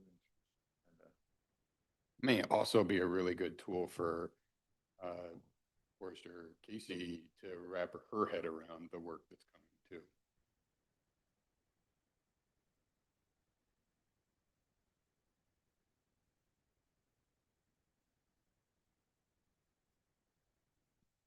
Since we're talking about presentations, I can get the details on who, on the small restoration challenges for small forest landowners. That's an already pre-baked presentation that has been, I've seen, and I think would be relevant whenever we have time on our agenda to hear. Reforestation challenges Yeah. for small landowners. If that's something that could easily be done, I think that could be done as a. Dave Bugney who's on the CFF and also a member, he's sort of taking the lead on that and has a presentation that he presented to CFF that I think would be very interesting for us to hear here. I can envision kind of two ways that presentation could go. One would be less helpful than the other. The first would be, hey, here's all these, that's really hard, and here's, the reasons it's hard. That is less useful than, here's how the Board of Forestry could help us make it be better. And so if they focused on the latter, I think it would be good. Dave is really savvy. I think you'll appreciate his perspective, and I think would be able to talk to that. And perhaps there's a nexus with the stewardship foresters to have it in conjunction with that, where they would be able to augment the OSWA perspective. I want to be mindful of not packing June too full because we have a bunch of state forest work happening in June. But putting that out there. Okay, the other item up here on this list, we really haven't talked about much is the subcommittee on the fact that they're sort of not very vibrant, right? Is that, you brought it up? Yeah, I mean, CFF is quite vibrant. And they have an annual report to us, and I think that in general is, and I'm the liaison to their committee, and I feel like that committee works quite well. I can speak less to the other committees. We have less, I mean, the adaptive management committee we hear from regularly. We have a system there, but the forest practices committees, for instance, ultimately, they're supposed to be advising us on the stuff we're talking about right here. We haven't heard from them in a while. Can I make a suggestion that maybe part of it, and honestly, this is something I've struggled with of how many committees we have. If maybe we could get a list of those by our divisions, and what the purpose of each of those are, and just get that in your hands to begin with. Just so you can see, because we do, like, we have the State Forest Advisory Committee, we have the FTLEC, and then we have a bunch on the protection side and EFCC and all that kind of stuff. So I think it would be good just to get that original list in front of everybody so we can kind of see what's the nexus to the board, what's the purpose of each of those too. That'd be great. And I think there's also just, I mean, one of the reasons I bring it up is there's a significant cost in money and time for the department to run these committees. And that is cost and effort well spent if they are high functioning and serving their purpose. But if it's just there because it's in statutes, we should take a look at that. Kate is suggesting we can do that. You through them and look at each one. You know, I mean, one of the things that I kind of push, which probably hasn't helped, is that most of these committees would have a presentation yearly in front of the board, and most of them, except for the forestry folks, most of them were pretty dry and rigid, and so and they, you know, they would have a report that we would then have to approve the report, and so we moved to putting most of those onto the consent agenda, which the way they were going, they were really a big waste of time, but I'm sure it hasn't helped them feel valued to not get in front of the board. I'm not saying, because I don't think it was working before, so I don't think that's an answer, but just be mindful of that. To what degree could some of these subcommittees begin wrestling with some of the questions that we're raising here? Yeah, well, forest practice. And so I think it would be best maybe in March, as Kate suggested, we kind of go through this committee discussions. And so one of the results of that could be, we have a forest practice committee presentation in June. Because that possibly might be able to get some time.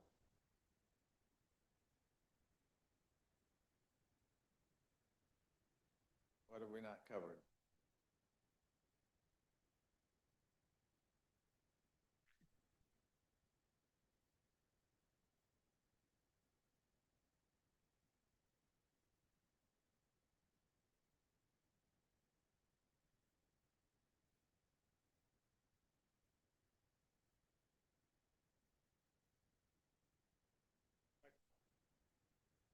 I'm wondering whether continuing education might be appropriate for others besides stewardship foresters.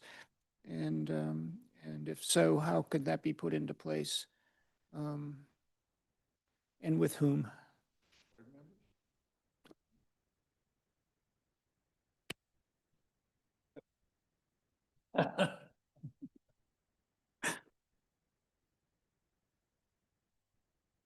Liz?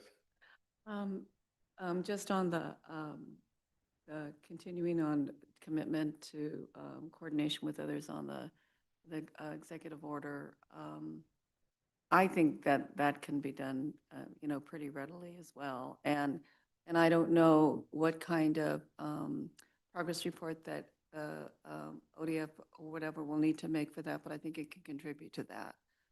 Have you seen anything, you're reporting on that at all? Is there something that needs to be done with that?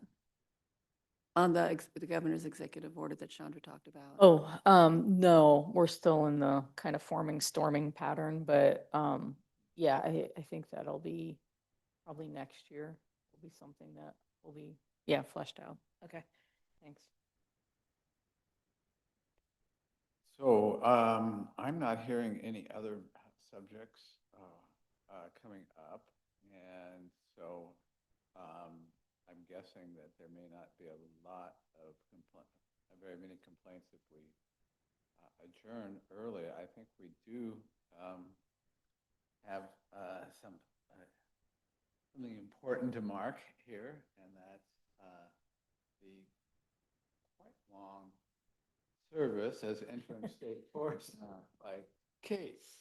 And I've heard nothing from compliments, but from all sectors, and certainly from myself, and I'll let other board members speak for themselves. So appreciate it. It's been quite a long road. When did you start? I came down to Salem to be the acting deputy state forester in August of 2024. Yeah, so, and then stepped in June 20, looking at Kyle, of January 24th, I think, or January 23rd of last year as state forester. Yeah.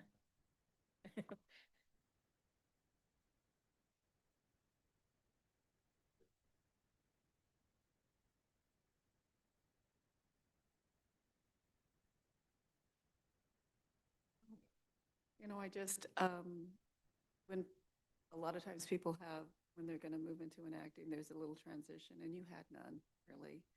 And so, and you did it with such grace, is the word that I would use for you, and strength.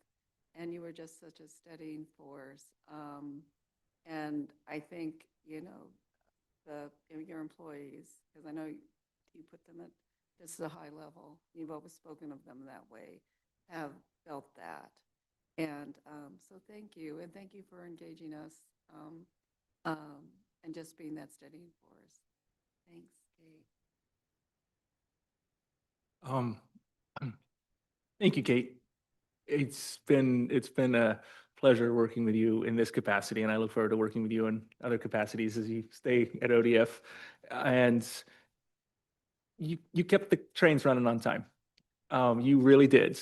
And that's in an agency this large with this much complexity and this much things that keep moving around. That's no small feat. It's impressive. It's an impossible job that you have. And I'll echo Liz, you've done it with grace. And so thank you for your service in this role. And thank you for your continued service at ODF. Are we embarrassing you yet, Kate, or? I just want to say, you know, I'm always amazed by this organization. I've been very impressed with ODF as I've interacted with, you know, not only in this role as a board, but on this board or working with ODF. There is an incredibly strong culture in this organization. And Kate, you bring that tremendous, you know, you demonstrate that culture.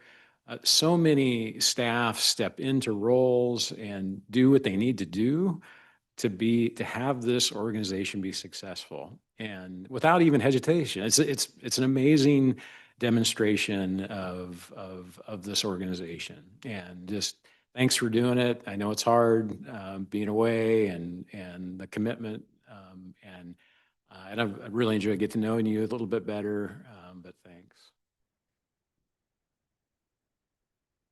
If we're going to kind of round robin on this, I would say kind of two things. One, super hard ask of you, that is to say, you were running to be the state forester and did not get that job. And now we're turning around and saying how important it is you stick around and try and help the new state forester. That's like hard on your ego. That's hard, just kind of emotionally, I would think. And so, it's worth saying thank you for that. And the other thing I would say is that the state forester position in Oregon is controversial and it's high pressure and really hard. And it would be even harder coming in from the outside.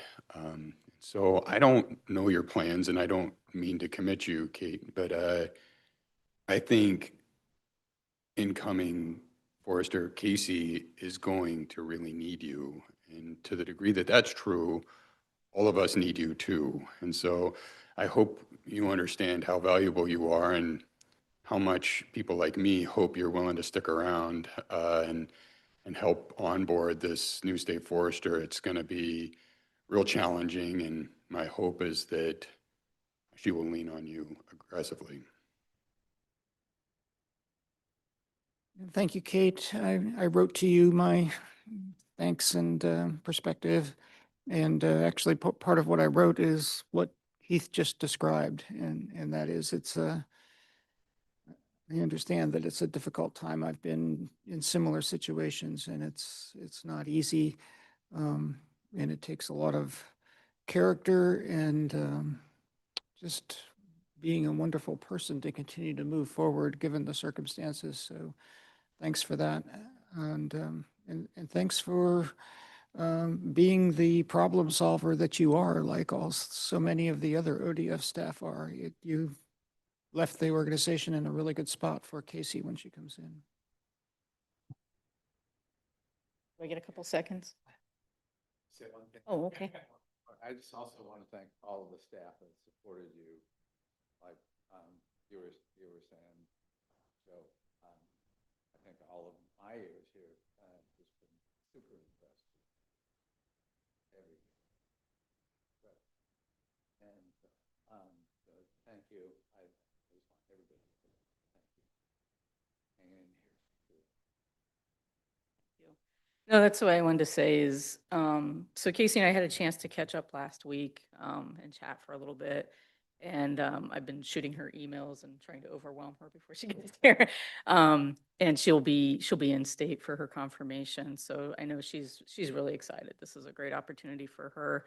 I just want to say to my staff, there's the executive team, but all of you, it's been a heck of a run and we've done a lot. So thank you.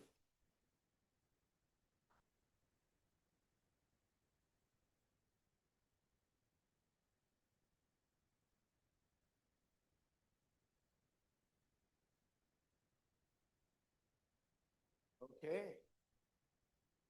With that, we are adjourned. Oh, I should. Yeah.